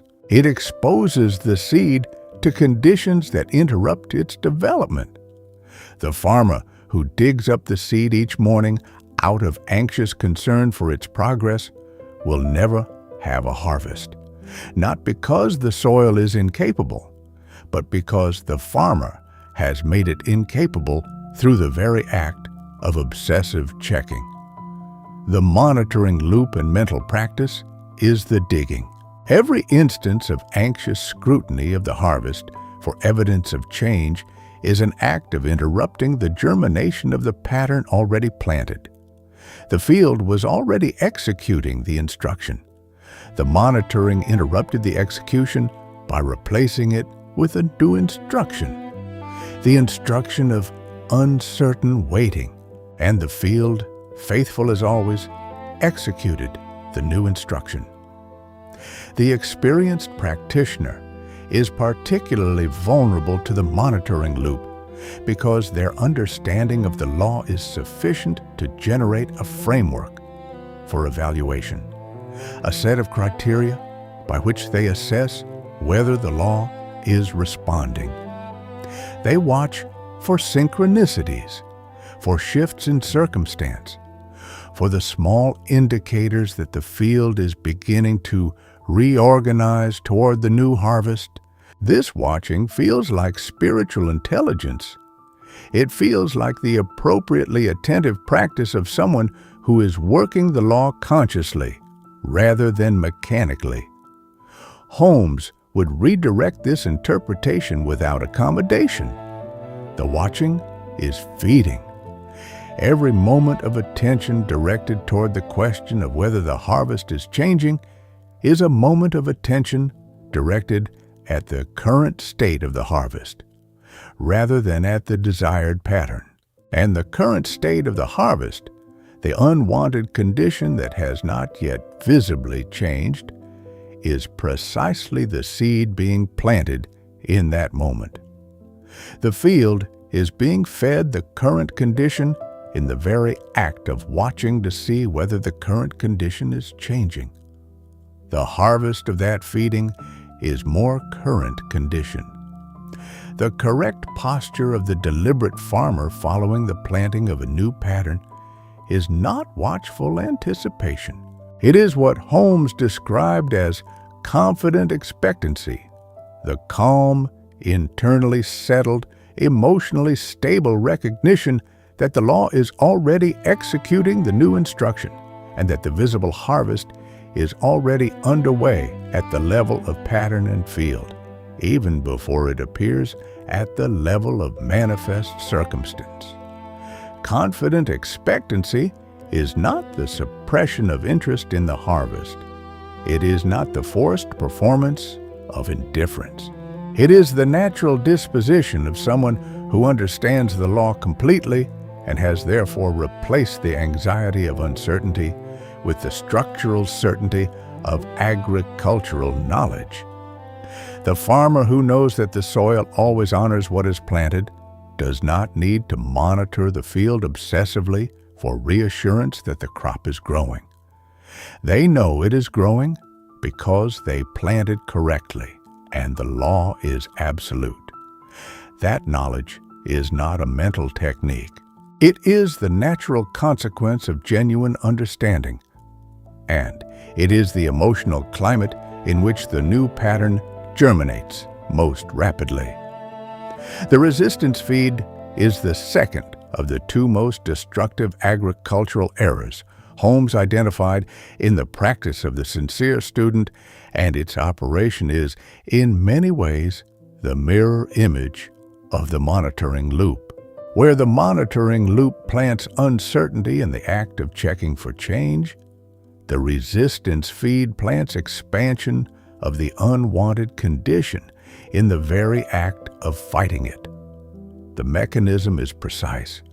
Sustained attention directed at an unwanted condition for the purpose of resisting, eliminating, arguing against, or declaring war upon it is still sustained attention directed at the unwanted condition.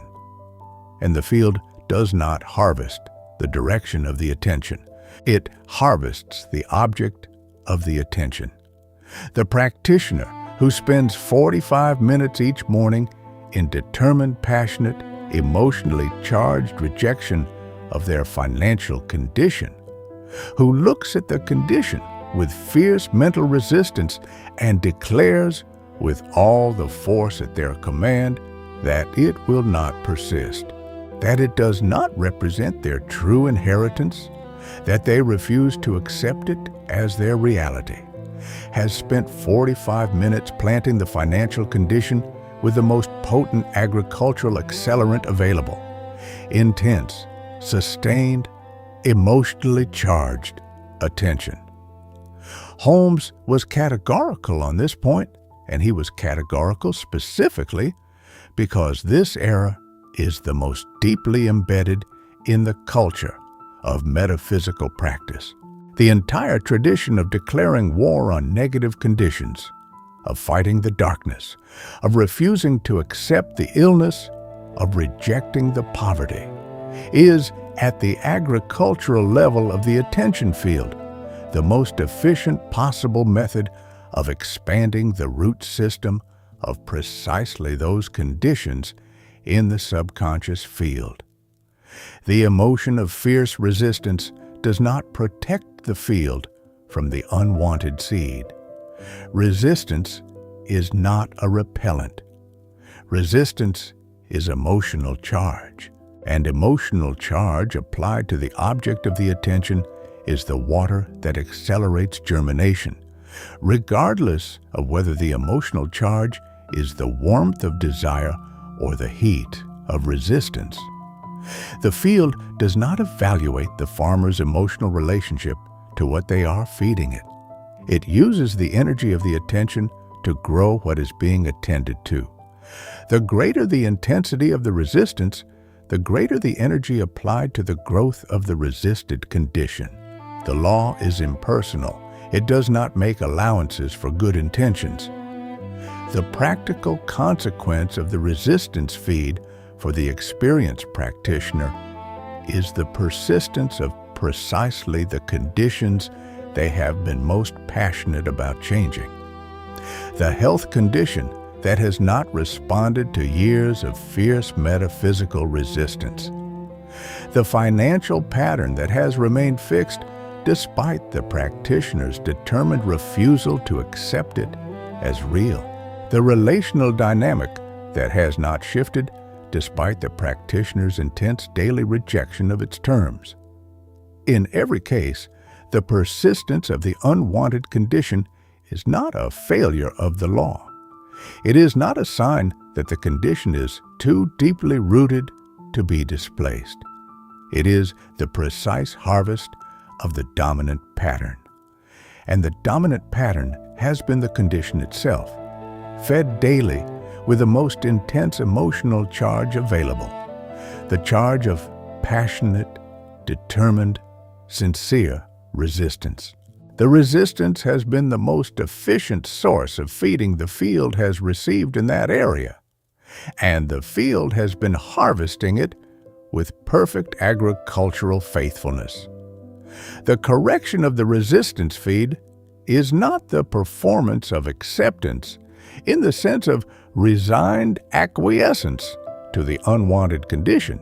Holmes was precise about the difference between agricultural withdrawal, the simple cessation of sustained attention to the unwanted condition, and the emotional posture of defeated acceptance that is itself a seed of the defeated pattern. The correct response to an unwanted condition in the harvest is neither resistance nor resignation. It is redirection. The practitioner who observes an unwanted condition acknowledges its current presence in the manifest experience as the harvest of a previously dominant pattern, and then moves their attention deliberately and without drama to the new pattern they are choosing to plant, has performed the complete correct agricultural operation in relation to that condition. They have neither fought it nor accepted it as permanent. They have simply stopped feeding it, calmly, completely, and in the same moment that they add the next deposit of deliberate planting to the desired replacement pattern. That is the withdrawal. That is the redirect. That is the law operating with mechanical precision. The combined effect of the monitoring loop and the resistance feed on the experienced practitioner's agricultural record is profound enough to explain with complete mechanical precision why the dedicated student of mental law can spend years in sincere, diligent practice and still face a harvest that does not reflect the desired conditions. The morning affirmation session plants abundance. The monitoring between sessions plants uncertainty. The daily resistance to the unwanted condition plants the unwanted condition with emotional acceleration. The net instruction to the field, the algebraic sum of all the feeding, is not abundance. It is a complex, conflicted pattern in which abundant seeds, uncertainty seeds, and resistance-amplified scarcity seeds are all present, with the net weight of the dominant crop determined by the time and intensity calculation across the full day. Holmes's diagnosis of this situation is not a criticism of the practitioner's sincerity or intelligence. It is the identification of a structural agricultural error that has been perpetuating the unwanted harvest with a mechanical efficiency that no amount of harder trying or deeper believing would have corrected, because harder trying produces more monitoring and deeper believing produces more resistance when the belief is in conflict with the current evidence. The correction is structural. Change the feeding ecology, the harvest follows. The diagnostician's perspective Holmes brought to these two errors is important to internalize. These are not character flaws. They are not evidence of insufficient spiritual development. They are predictable, almost inevitable agricultural errors that arise from a precise structural misunderstanding of how the field operates. Specifically, the misunderstanding that the field evaluates the direction or quality of attention rather than simply harvesting its object and intensity. Every practitioner who has been taught to monitor their practice for results and to resist negative conditions has been taught inadvertently to perform the two most efficient methods of undermining their own deliberate planting. The monitoring was taught as accountability. The resistance was taught as faith. Both are seeds. Both are harvested. The practitioner who recognizes this is not looking back at their years of practice with regret.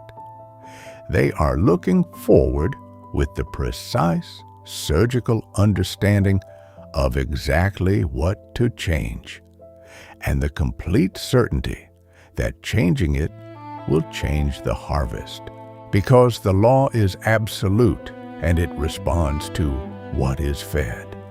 The moment the monitoring loop is recognized as the accidental planting of uncertainty, it loses its compulsive force for the practitioner who genuinely understands the agricultural mechanics. The urge to monitor does not disappear immediately. It is a deeply habituated pattern, and habituated patterns have their own momentum in the field. But the practitioner who understands that each act of monitoring is an act of planting uncertainty will no longer experience the monitoring as a benign or responsible act. They will recognize it as an agricultural error. The same way the farmer recognizes the act of digging up the seed as an error, and the recognition will provide the clean, mechanical justification for redirecting attention immediately, not through suppression, not through a performance of forced certainty, simply through the application of the agricultural understanding. I am not going to dig up this seed. It is growing. The law is executing the instruction. I am returning my attention to the deliberate planting. That operation, clean, unhurried, mechanically grounded, is the complete response to the monitoring impulse. The moment the resistance feed is recognized as the accidental amplification of the unwanted pattern, the entire culturally reinforced habit of fighting negative conditions is seen in its true agricultural light. The practitioner who has been fighting their health condition, their financial condition, their relational pattern for years has been an extraordinarily faithful farmer of exactly those conditions, not because they wanted to grow them, but because resistance is feeding and feeding is planting, and the field harvests what is planted. The recognition of this mechanism is not demoralizing. It is liberating in the most precise sense of the word. It removes the only apparently effective strategy that was actually perpetuating the problem. The practitioner who stops fighting their unwanted condition, not because they are resigned to it, but because they understand that fighting it is the most efficient method of growing it, has removed the dominant source of its feeding. The withdrawal of the resistance feed, combined with the consistent, deliberate planting of the desired replacement pattern, is the complete agricultural correction.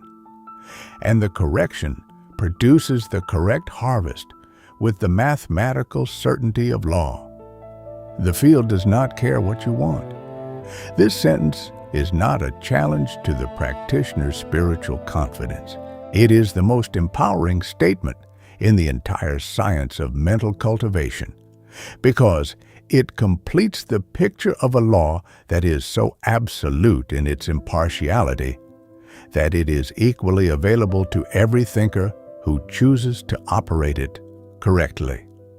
Holmes returned to this point throughout his teaching, with the insistence of someone who recognized it as the central misunderstanding separating the practitioner who produces consistent results from the practitioner who produces intermittent ones. The intermittent practitioner believes at some operational level, even if not at the level of conscious philosophy, that the field has a relationship with them, that it responds to their intentions, that their years of practice have established a rapport with the law that makes it more likely to cooperate with their desires, that the sincerity of their commitment and the depth of their longing for the desired condition create a preferential relationship with the creative law of the universe. Holmes rejected this model completely. The field has no relationship with the farmer. It has a law, and the law applies with absolute impartiality to every thinker who plants seeds in it. The impartiality is not the absence of cooperation. It is the form that cooperation takes in a law-governed system. The law cooperates with the correct seed by growing it. every time, without exception, without requiring the farmer to earn the right to a good harvest through years of correct planting. The farmer who plants correctly today receives the harvest of correct planting, not as a reward for past faithful practice, but as the mechanical consequence of what was just planted. The impartiality means that the beginner who plants a correct seed today will receive the same harvest from that seed that the 30-year master practitioner would receive from the same seed planted with the same consistency and emotional precision. The law does not make a more powerful harvest available to the advanced practitioner. It makes the same harvest available to any thinker who plants the correct seed with the correct feeding protocol. That is the democracy of law. That is what makes it a law rather than a privilege. Holmes described the most powerful practitioner not as the one with the deepest spiritual experience or the most extensive knowledge of metaphysical principle, but as the one with the most precise and consistent agricultural discipline. The thinker who has mastered the complete management of their attention ecology, who plants the desired patterns with the greatest consistency and the greatest emotional certainty, and who withdraws feeding from unwanted patterns with the most reliable completeness. The depth of spiritual experience is not irrelevant.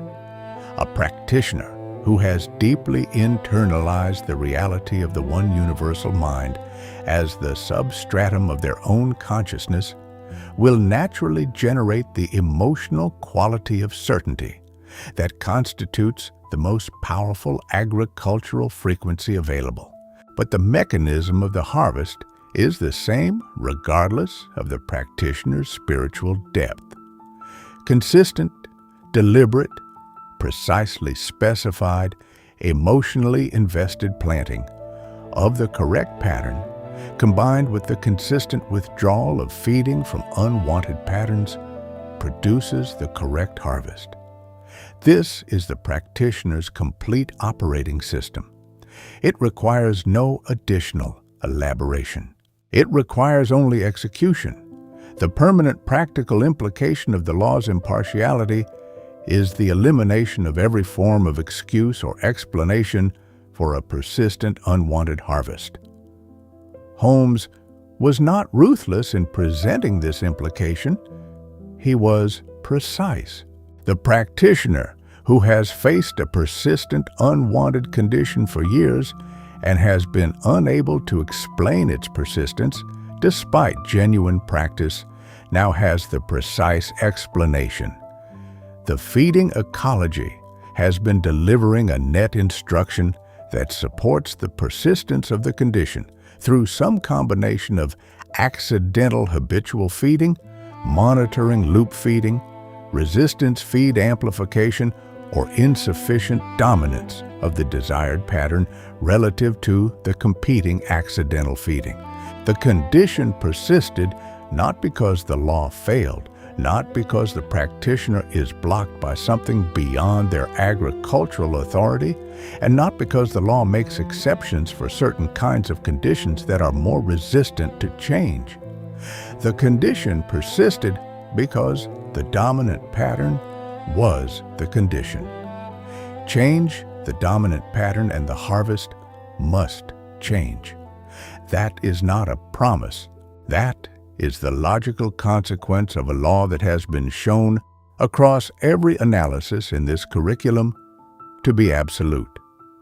The instruction Holmes gave to the practitioner who had fully understood the impartiality of the law and was ready to operate it at the level of complete agricultural discipline was not a list of advanced techniques.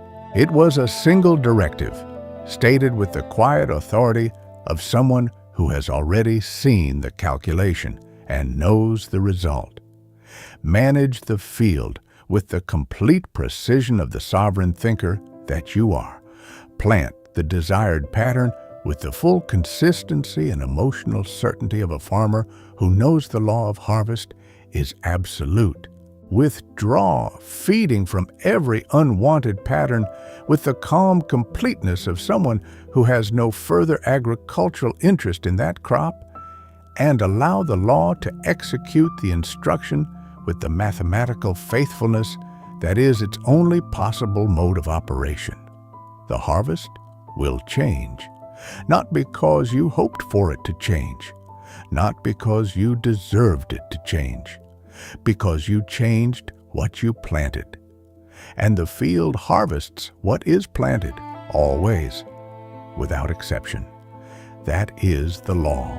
It is your law. You have always been operating it. The only question that has ever been before you is whether you would begin to operate it deliberately. That moment is now. In 1949, the Canadian neuropsychologist Donald Hebb published a formulation of learning that would become one of the foundational principles of modern neuroscience. Neurons that fire together, wire together. The principle, known as Hebbian learning, describes the physical mechanism by which the brain reorganizes its own architecture in response to patterns of activation. Neural pathways that are activated repeatedly together become physically strengthened. The synaptic connections between them thicken. The speed and reliability of the signal between them increases, and the pattern becomes progressively more automatic, more dominant, and more generative of the associated experience. Conversely, neural pathways that are not regularly activated weaken over time. The synaptic connections thin. The signal becomes less reliable, and the pattern gradually loses its structural predominance in the brain's architecture. The brain is not a fixed record of what has been learned. It is a continuously reorganizing system that grows stronger in the directions that receive the most activation and atrophies in the directions that are neglected. Holmes, working 40 years before Hebb, was describing the same mechanism. Neuroplasticity, the formal scientific term for the brain's capacity to reorganize its physical structure in response to experience, is not a fringe or speculative concept.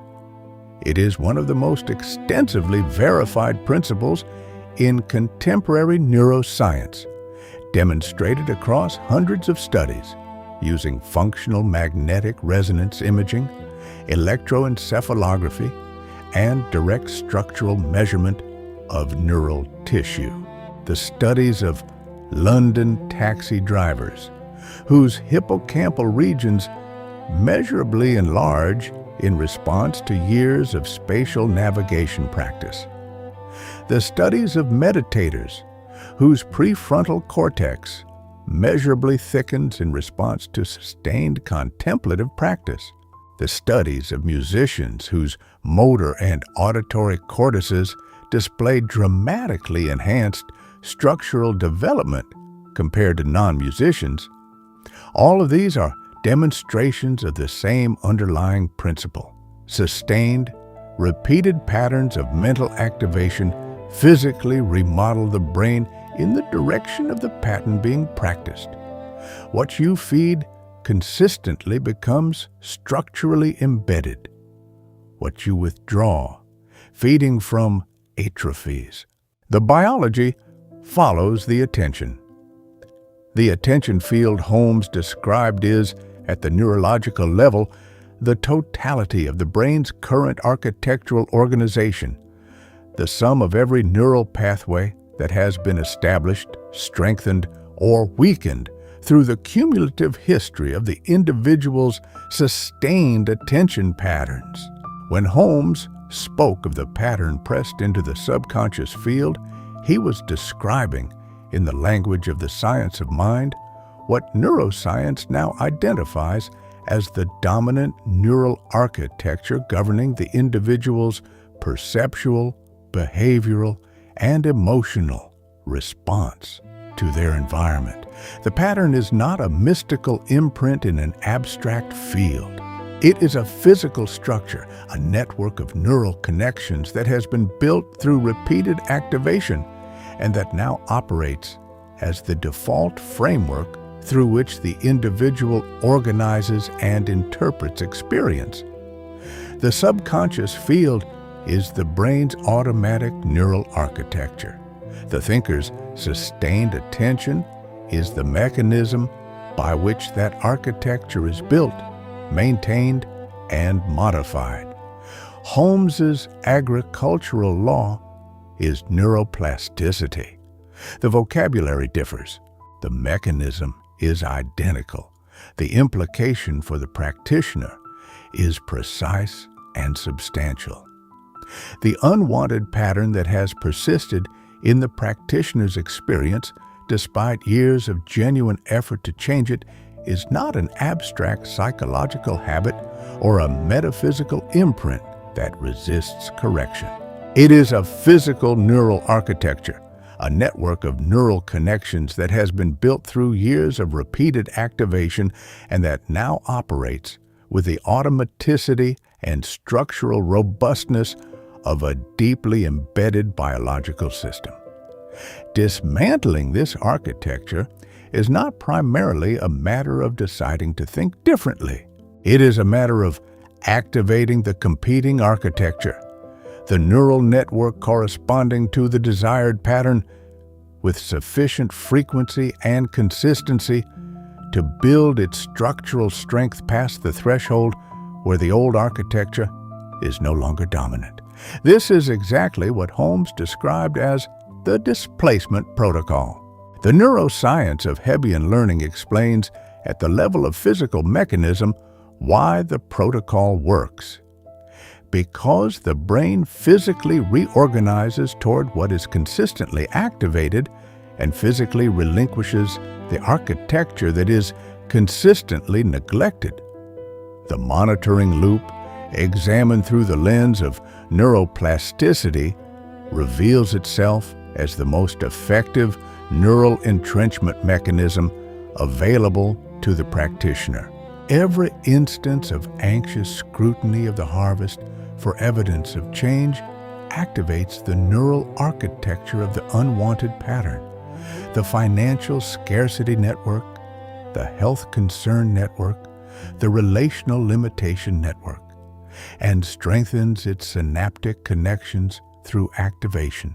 The frequency and emotional charge of the monitoring add precisely the conditions that Hebbian learning requires for maximum neural reinforcement. Repeated, emotionally charged, sustained co-activation of the neural network corresponding to the condition being monitored. The practitioner who monitors their financial condition anxiously for 45 minutes each evening is performing a highly effective neural entrenchment session for the financial scarcity architecture. They are making that architecture more automatic, more structurally robust, and more generative of the scarcity experience. The neuroscience does not use the word seed, but its description of the mechanism is identical to Holmes's agricultural law. The withdrawal of feeding from unwanted patterns, understood neurologically, is the systematic practice of allowing the neural architecture corresponding to those patterns to weaken through disuse, a process neuroscientists refer to as synaptic pruning, the natural biological process by which neural connections that are not regularly activated are eliminated to free resources for more active pathways. The practitioner who consistently redirects attention away from an unwanted pattern and toward the desired pattern is simultaneously activating the desired neural architecture, strengthening it toward dominance, and allowing the unwanted architecture to weaken through the absence of activation. Both processes are biological realities. Both proceed with the same mechanical faithfulness Holmes attributed to the agricultural law. The brain reorganizes toward what is fed. It reduces what is not fed. The harvest of the new neural architecture, the new automatic dominant framework through which experience is organized and interpreted, emerges from this dual process of activation and atrophy, with the biological inevitability of Hebbian law. Holmes called it the harvest. Neuroscience calls it neuroplastic reorganization. The mechanism is the same. The practical convergence between Holmes's law of attention and the neuroscience of neuroplasticity provides the experienced practitioner with something more durable than a philosophical or spiritual framework for their practice. It provides a biological account of why the practice works when applied correctly, why consistent, deliberate, emotionally invested activation of the desired pattern produces a visible change in the practitioner's experience. The brain that has been reorganized toward the abundance pattern does not merely think about abundance more often. It perceives environmental opportunities differently, generates different behavioral tendencies, produces different physiological states that influence physical performance and health, and interprets interpersonal signals through a different cognitive framework. The harvest is the changed neural architecture, and the changed neural architecture changes everything downstream: perception, behavior, physiology, circumstance, and the entire ecology of daily experience. Holmes did not have the language of neuroplasticity, but he had, with extraordinary precision, the complete description of its operating mechanism applied to the governance of human experience. He had studied the law for more than 20 years by the time he encountered Holmes's teaching in depth. He could explain the science of mind with sophistication and clarity, the distinction between the thinker and the field, the principle of the mental equivalent, the mechanism of the spiritual mind treatment, the agricultural relationship between pattern and harvest. He practiced daily. He maintained what he genuinely believed was a consistent and deliberate feeding of the abundance pattern in his financial life. And yet, for 2 consecutive decades, the same financial ceiling had remained exactly where it was, not varying with the economic cycles of his era, not shifting in response to his considerable professional efforts, not changing in proportion to his accumulating understanding of why it should change. The ceiling was impervious to technique, to effort, to understanding, and to 20 years of sincere metaphysical practice. He was not a man who gave up easily. He was, by every external measure, doing everything correctly. Holmes worked with him directly, and Holmes's diagnostic process was not a review of the man's formal practice. The formal practice was exemplary. Holmes attended to the rest of the day, the intervals between the deliberate sessions, the habitual patterns of attention that filled the long hours of ordinary living. What Holmes found was not a single dramatic error. It was an architectural reality that the man had never noticed precisely, because it had been so consistent, so habitual, and so emotionally normalized that it had ceased to register as a practice at all. Every evening, as the man wound down from the day's activities and prepared for sleep, he engaged in what he described as an honest review of his financial situation. He went through the numbers. He assessed the gap between where he was and where he should be. He cataloged the evidence that the practice had not yet produced visible results. He tallied the days and weeks and months of continued limitation. He did this not with distress, but with what he considered the responsible sobriety of a serious practitioner who refused to lie to himself about his current harvest.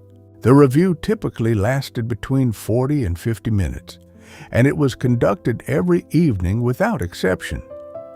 Holmes showed him the agricultural mathematics with the direct simplicity of a man who had already done the calculation and knew the result before presenting it.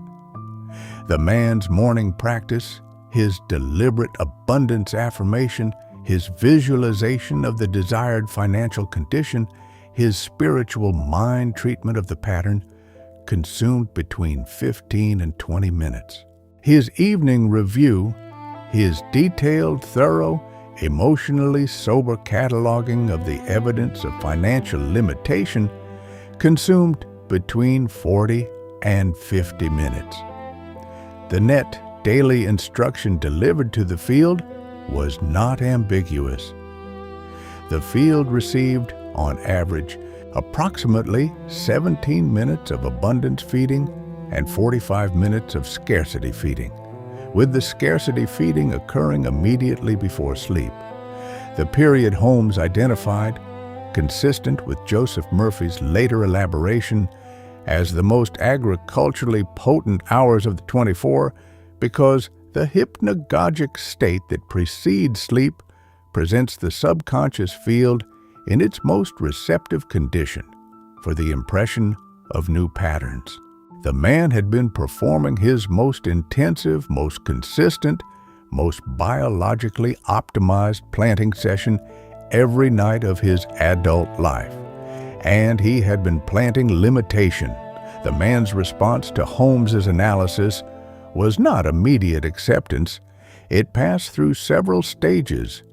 The initial resistance of the practitioner who has maintained a high opinion of his own diligence.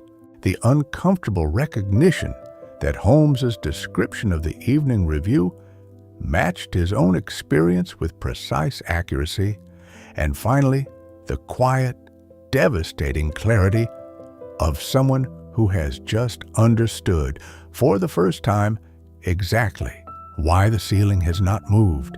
He was not blocked by the law. He was not limited by his past. He was not the victim of any external force or karmic condition. He had been, with extraordinary consistency and extraordinary agricultural efficiency, farming the ceiling that imprisoned him. Every evening, at the most potent planting hour of the day, he had delivered a detailed, thorough, emotionally present instruction to the most receptive field of his subconscious mind. This is the harvest. This is the limitation. This is the evidence that the abundance practice is not yet working, and the field, faithful as always, had grown it. Holmes' instruction to the man was not to abandon the evening review. It was to redirect its content with the same thoroughness, the same sobriety, and the same detailed specificity that he had been applying to the limitation catalog, but directed entirely toward the abundance pattern, not the evidence that abundance had arrived, not a forced positive reframing of the day's financial reality, but the deliberate, detailed, emotionally inhabited feeding of the precise pattern of the financial condition he had chosen to harvest. The man was to spend his 45 minutes of highly attentive pre-sleep focus in the most deliberate and precise agricultural session of his day, planting the abundance pattern in the most receptive field available to him with the full consistency and detail that he had previously been investing in the limitation pattern. The modification was not a reduction of effort. It was a complete redirection of effort. The 45 minutes would remain. The content would change. Within 4 months, the financial ceiling moved for the first time in 2 decades. Not dramatically, not all at once, but with the unmistakable quality of a shift in the underlying pattern. The first sign of a new dominant harvest emerging from a newly dominant seed. The man's external circumstances had not changed in any way that could account for the shift through conventional analysis. He had not received a windfall, secured a new professional opportunity, or experienced any external event that would explain the change. The field had simply reorganized. The dominant pattern had changed. The harvest was following. Holmes did not present this as a miracle or as evidence of the law's favoritism. He presented it as the mechanical consequence of a feeding protocol correction, the simple, inevitable result of changing the net instruction delivered to the subconscious field from a consistent scarcity instruction to a consistent abundance instruction. The law had responded to what it received. It always does. The elements of this account that are most instructive for the practitioner who recognizes their own experience in its broad structure are not the dramatic final result, but the diagnostic details. The invisibility of the accidental planting pattern to the practitioner himself, the normalizing of the limitation review as responsible, honest practice, the precise identification of the pre-sleep period as the most potent accidental planting session of the day, and the complete adequacy of the feeding protocol correction without any additional technique, belief shift, or spiritual intervention. The correction was entirely agricultural. Change the feeding. Change the net instruction. Wait for the field to reorganize. Receive the harvest. That is the complete mechanism. That is the law. And the evidence of its operation in this account is not presented as an inspiring story. It is presented as an agricultural case study, a precise, reproducible demonstration of what the law of attention produces when the feeding protocol is correctly managed, and what it produces when it is not. The final instructional element of this account is the most quietly powerful one. The man had been doing everything he was taught to do in his formal practice. The morning sessions were exemplary. The understanding was sophisticated. The sincerity was beyond question. And none of it was sufficient to change the harvest, because the formal practice sessions represented a minority of the actual daily feeding, and the majority of the daily feeding was delivering the opposite instruction. Holmes's entire teaching on the attention field is, at its operational core, a teaching about the net instruction, the total sum of the feeding across the complete ecology of the waking day. The formal practice matters. The intervals between the formal practice matter more because they are longer and because the practitioner's vigilance over their content is typically far lower. The practitioner who manages only their formal sessions is managing a small fraction of their agricultural operation. The practitioner who manages the full feeding ecology, who brings the same precision and deliberateness to every sustained period of mental attention across the entire day, is farming with complete agricultural mastery. That is the distinction between technique and law, and it is the distinction this account makes irrefutable. Holmes's teaching on the law of attention does not add another instrument to the practitioner's existing toolkit. It redesigns the toolkit's entire operating foundation. Every affirmation the practitioner issues is a seed, and seeds require a field that is being correctly managed to germinate and produce the corresponding harvest. Every visualization session is a seed. Every spiritual mind treatment is a seed. But the seeds planted in dedicated sessions represent a fraction of the total feeding delivered to the field in any given day. And if the remaining fraction is delivering a competing instruction through habitual accidental planting, monitoring loops, and resistance feed amplification, the net instruction of the field remains weighted toward the existing harvest. The practitioner who has understood Holmes's teaching completely does not improve their formal practice sessions. They redesign their entire agricultural relationship to the waking day, recognizing every moment of sustained attention as a seed, every habitual thought pattern as a planting decision, every emotional investment in an unwanted condition as an accelerated cultivation of exactly that condition. The farmer's consciousness is the foundation. Without it, without the complete unsentimental adoption of total agricultural accountability for the current harvest, every technique remains a rearrangement of the existing crop. With it, the three-part protocol becomes operative. The harvest audit identifies the current dominant pattern with forensic precision. The deliberate replanting establishes the new seed with the exact specification and emotional certainty of the sovereign thinker, and the withdrawal and redirect systematically removes the feeding that has been sustaining the unwanted pattern. These three operations, practiced simultaneously and continuously across the full ecology of the waking day, constitute the complete agricultural management of the attention field. They do not require extraordinary spiritual gifts. They require the discipline of a master farmer, consistent, precise, accountable, and absolutely certain of the law they are operating. The two fatal errors, the monitoring loop and the resistance feed, are the specific mechanical failures that have been undermining the practice of the sincere student most consistently and most invisibly.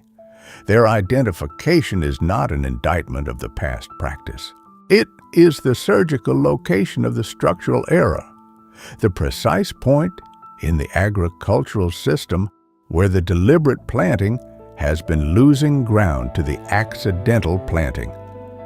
The correction of these errors does not require a complete redesign of the practice. It requires the adoption of the confident expectancy that replaces anxious monitoring, and the withdrawal and redirect that replaces passionate resistance.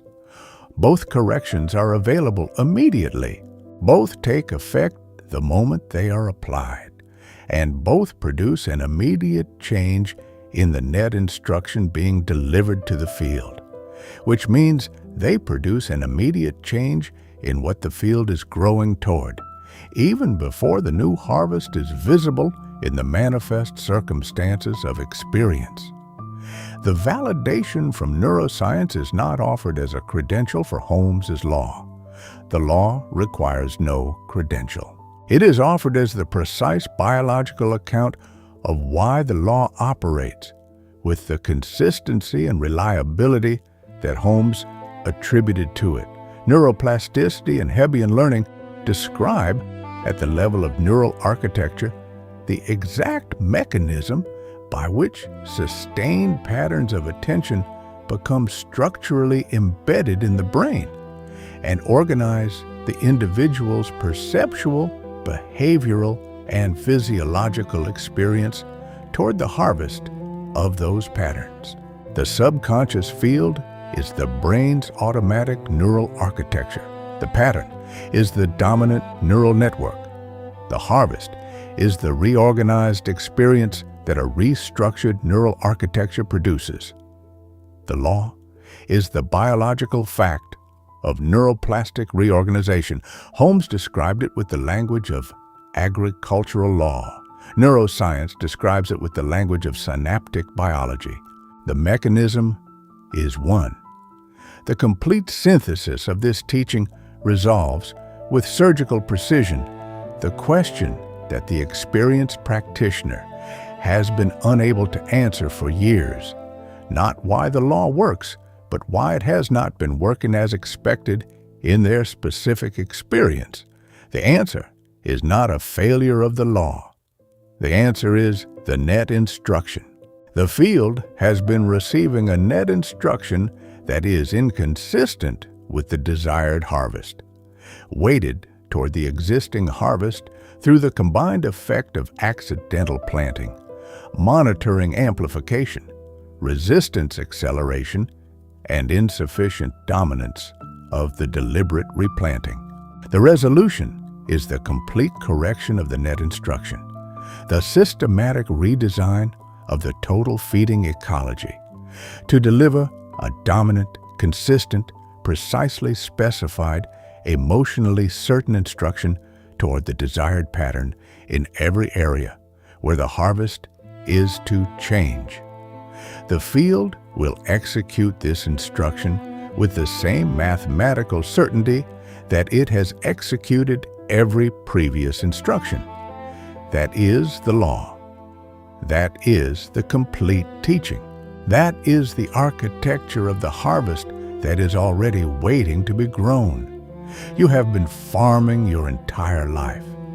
Every condition in your current experience, every financial reality, every state of health, every quality of relationship, every recurring pattern of circumstance that you have tried to change and found unchanged, is the harvest of seeds that you planted, deliberately and accidentally, consciously and habitually, with intention and without it, in the dedicated practice sessions of your formal work and in the long, unwatched intervals of your ordinary day. The field has been faithful. It has never been unfaithful for a single hour of your life. It has harvested with complete mechanical precision exactly what it received. And it has received everything you fed it, including the seeds you planted by accident, by anxiety, by repetition, and by the compulsive attention you gave to the very conditions you most desperately wanted to change. The harvest you face today is not a mystery. It is the record. It is the precise agricultural account of everything you have fed to the field since the first sustained attention of your conscious life. The field is not your adversary. It is your most faithful instrument. It has always done exactly what you told it to do. The faithfulness of the field is not your enemy. It has never been your enemy. It has been the most powerful asset available to any thinker who chooses to operate it deliberately.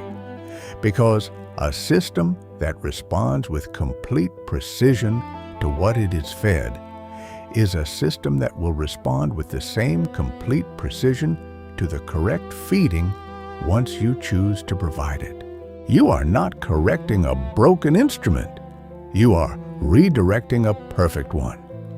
The field that has been producing the harvest of your accidental planting will produce with identical precision and identical faithfulness the harvest of your deliberate planting the moment the deliberate planting achieves dominance. Not a different system, not a repaired system, the same system operating by the same law with the same impartiality and the same absolute fidelity to what it receives, fed differently and therefore harvesting differently, with the mathematical certainty that has governed every harvest of your experience from the beginning. The practitioner you are now, the thinker who has understood the law of attention at the level of precise mechanism rather than inspiring concept, is categorically different from the practitioner who began this presentation, not because you have been given new information about the law. The law is not new to you. You have known in various formulations and from various teachers that your mental patterns govern your experience. You have known it for years, perhaps for decades. What has changed is the level of precision at which you now understand it. You understand with agricultural exactness what constitutes a seed and what constitutes weather. You understand the distinction between a thought and a fed thought. You understand the mechanism of the monitoring loop and the resistance feed and why they have been the most efficient agricultural operations running in your practice.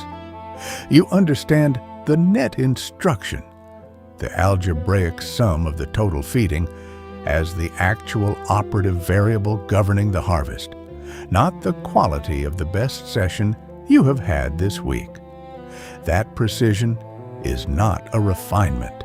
It is a transformation of operative understanding. The years that you feel should have been your harvest years are not behind you. Holmes was absolute on this point. The field has no memory that overrides the current instruction. The subconscious field that has been growing the harvest of the past instruction is ready, without hesitation, without the need for accumulated reparations, without any threshold of prior correct practice that must be crossed to grow the harvest of the new instruction the moment the new instruction becomes dominant. The field does not hold the past harvest as a permanent feature of the landscape. It holds the current dominant pattern as a current agricultural instruction. Change the dominant pattern through the consistent, deliberate, precisely specified, emotionally certain feeding of the new seed, and the field reorganizes toward the new harvest with the same faithfulness it has always applied to whatever instruction it received. The harvest years are not past. They are planted. They are already growing in the field that is responding right now to the new instruction you are beginning to deliver. You will leave this presentation with one understanding that supersedes every other understanding you have acquired about mental law. Not a technique, not a practice protocol, an understanding. The understanding is this: every moment of sustained attention is an agricultural act. Every moment. The morning session and the evening review. The deliberate visualization and the habitual anxiety. The affirmation and the monitoring check. The spiritual mind treatment and the resistance feed. Every moment of sustained attention is planting a seed in the field that governs the harvest of your experience, and the field is always harvesting whatever is dominant, regardless of whether the dominant instruction was delivered by your highest intention or your most habitual fear. That understanding, fully internalized and genuinely occupied, changes the entire practice from a set of dedicated sessions embedded in an otherwise unmanaged mental life to a continuous, comprehensive, sovereign management of the single most powerful instrument available to any human consciousness, the attention field that governs the production of every condition in every dimension of your experience. The sovereign farmer knows that the harvest is already underway, not eventually, already. The moment the new seed is planted in the field and the old seed is deprived of its feeding, the field has already received a new instruction and has already begun the process of reorganizing toward the new harvest. The visible manifestation in the circumstances of daily experience is the last element to arrive. The surface emergence of a reorganization that has been proceeding from the first moment of the new planting. The sovereign farmer does not wait for the visible manifestation as evidence that the law is working. The sovereign farmer knows the law is working because they know the law. The seed is in the ground. The law of germination is absolute. The harvest is already underway. Plant deliberately. Feed consistently. Withdraw the old with the calm authority of someone who has no further agricultural interest in that crop, and receive the harvest that the law has always been ready to deliver to the thinker who plants correctly. Because the field has always been faithful, and it will not stop now. The final invitation is one of complete agricultural sovereignty, not the sovereignty of someone who has been granted power over their experience by a gracious external force. The sovereignty of someone who has always had this power, has always been exercising it, and is now, for the first time, exercising it with their eyes fully open. Feed the field correctly, not occasionally, not in the dedicated sessions while the rest of the day remains unmanaged. Feed it correctly across the full ecology of the waking day, with the precision and discipline and calm authority of the sovereign thinker who understands that they are the first cause of every harvest in their experience. The field does not need to be persuaded. It does not need to be moved by the depth of your sincerity or the weight of your longing. It needs only to be fed. Feed it the pattern you have chosen with the consistency of the master farmer and the certainty of the initiated practitioner. And the harvest of your deliberate planting will arrive with the same mechanical, mathematical, absolute faithfulness that has governed every harvest of your entire life. The field does not hold grudges. It does not remember the old crop as a reason to resist the new one. It harvests what is planted. Plant deliberately. The harvest is already underway.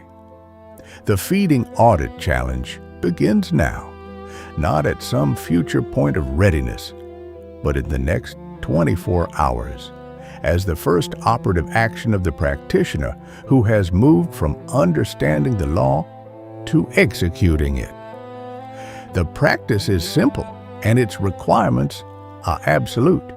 For the next 24 hours, track every sustained period of mental attention, every thought, worry, visualization, conversation topic, emotional preoccupation, or habitual mental pattern that holds your focus for more than 2 consecutive minutes. You do not need a formal journal. You do not need a complex tracking system. You need only the honest attention of a practitioner who is willing, for one complete day, to observe their own feeding with the same precision they would bring to any other agricultural audit. At the end of the 24 hours, categorize every item in your record as one of 2 things: a seed you deliberately chose to plant, or a seed that was planted accidentally through habit, anxiety, reactive attention, or the compulsive monitoring of an existing harvest. Assign each category an approximate total time and emotional intensity. The result of this calculation is not a performance evaluation. It is not a grade for the quality of your practice. It is an agricultural record, the precise instruction you delivered to the subconscious field in the past 24 hours, stated in the only units that matter to the field: time spent feeding and intensity of the emotional charge applied.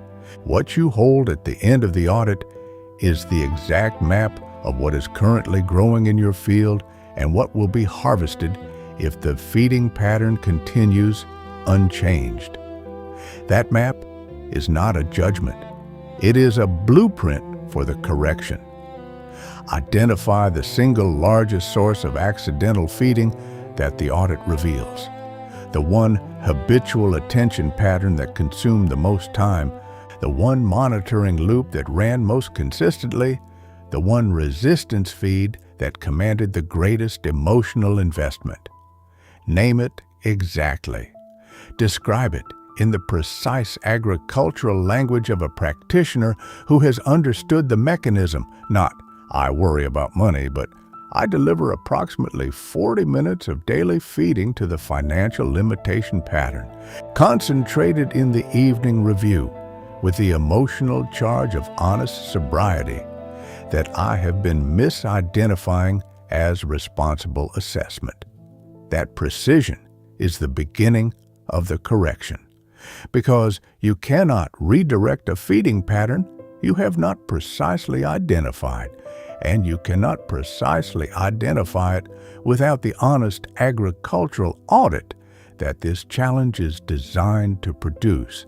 Having identified the dominant source of accidental feeding, design its replacement, not its elimination, its replacement.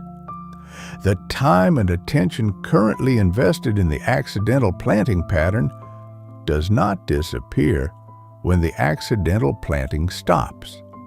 It must be redirected to the deliberate planting that will displace the old pattern. Design the replacement with the same specificity that Holmes required for the specification of the desired pattern itself. What exactly will you feed during the time currently being given to the accidental planting, stated with the precision of the sovereign thinker who knows exactly what crop they have chosen to grow? The replacement is not a vague intention to think more positively. It is a specific, detailed, emotionally inhabited feeding session for the precisely specified pattern you have chosen as the new dominant crop. That specification is the seed, planted in the time the old seed previously occupied. The field will receive the new instruction. The law will execute it. The feeding audit is not a one-time exercise. It is the introduction to a permanent practice, the practice of the deliberate farmer who monitors not the harvest for evidence of change, but the feeding for evidence of discipline. The practitioner who runs the audit once has identified their current agricultural condition. The practitioner who runs it regularly has established the ongoing agricultural management of the attention field that Holmes described as the complete, continuous practice of the conscious thinker.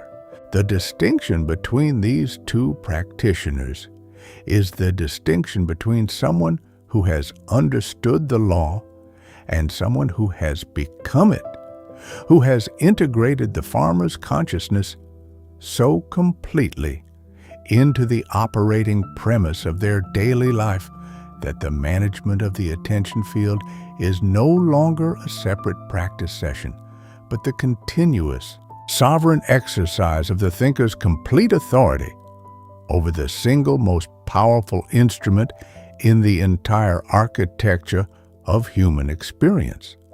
Before you leave this space, there is one thing that will seal this understanding more permanently than any note you could take or any protocol you could write down and intend to implement. Think of one moment in your life, one specific moment, where this law was already working through you, for you, or against you. A time when you fed a fear so consistently and so intensely that it arrived in your experience with the mechanical precision of a harvested crop. A time when you inhabited a desired condition with such complete certainty that it organized itself into your reality before you fully understood how. A time when the monitoring loop produced exactly the evidence of non-arrival that it was designed to produce, or when the confident expectancy of the sovereign thinker produced the harvest that the anxious practitioner had never been able to reach. Write that moment in the comments below, not for this channel, for yourself, because the mind that can identify the law operating in its own past has just acquired the precise capacity to operate the law in its own future. The pattern you recognize in the past is the pattern you can govern in the present. That recognition is not the end of the initiation. It is the beginning of the mastery. The field is listening. It has always been listening. What you plant now will be harvested. Plant deliberately.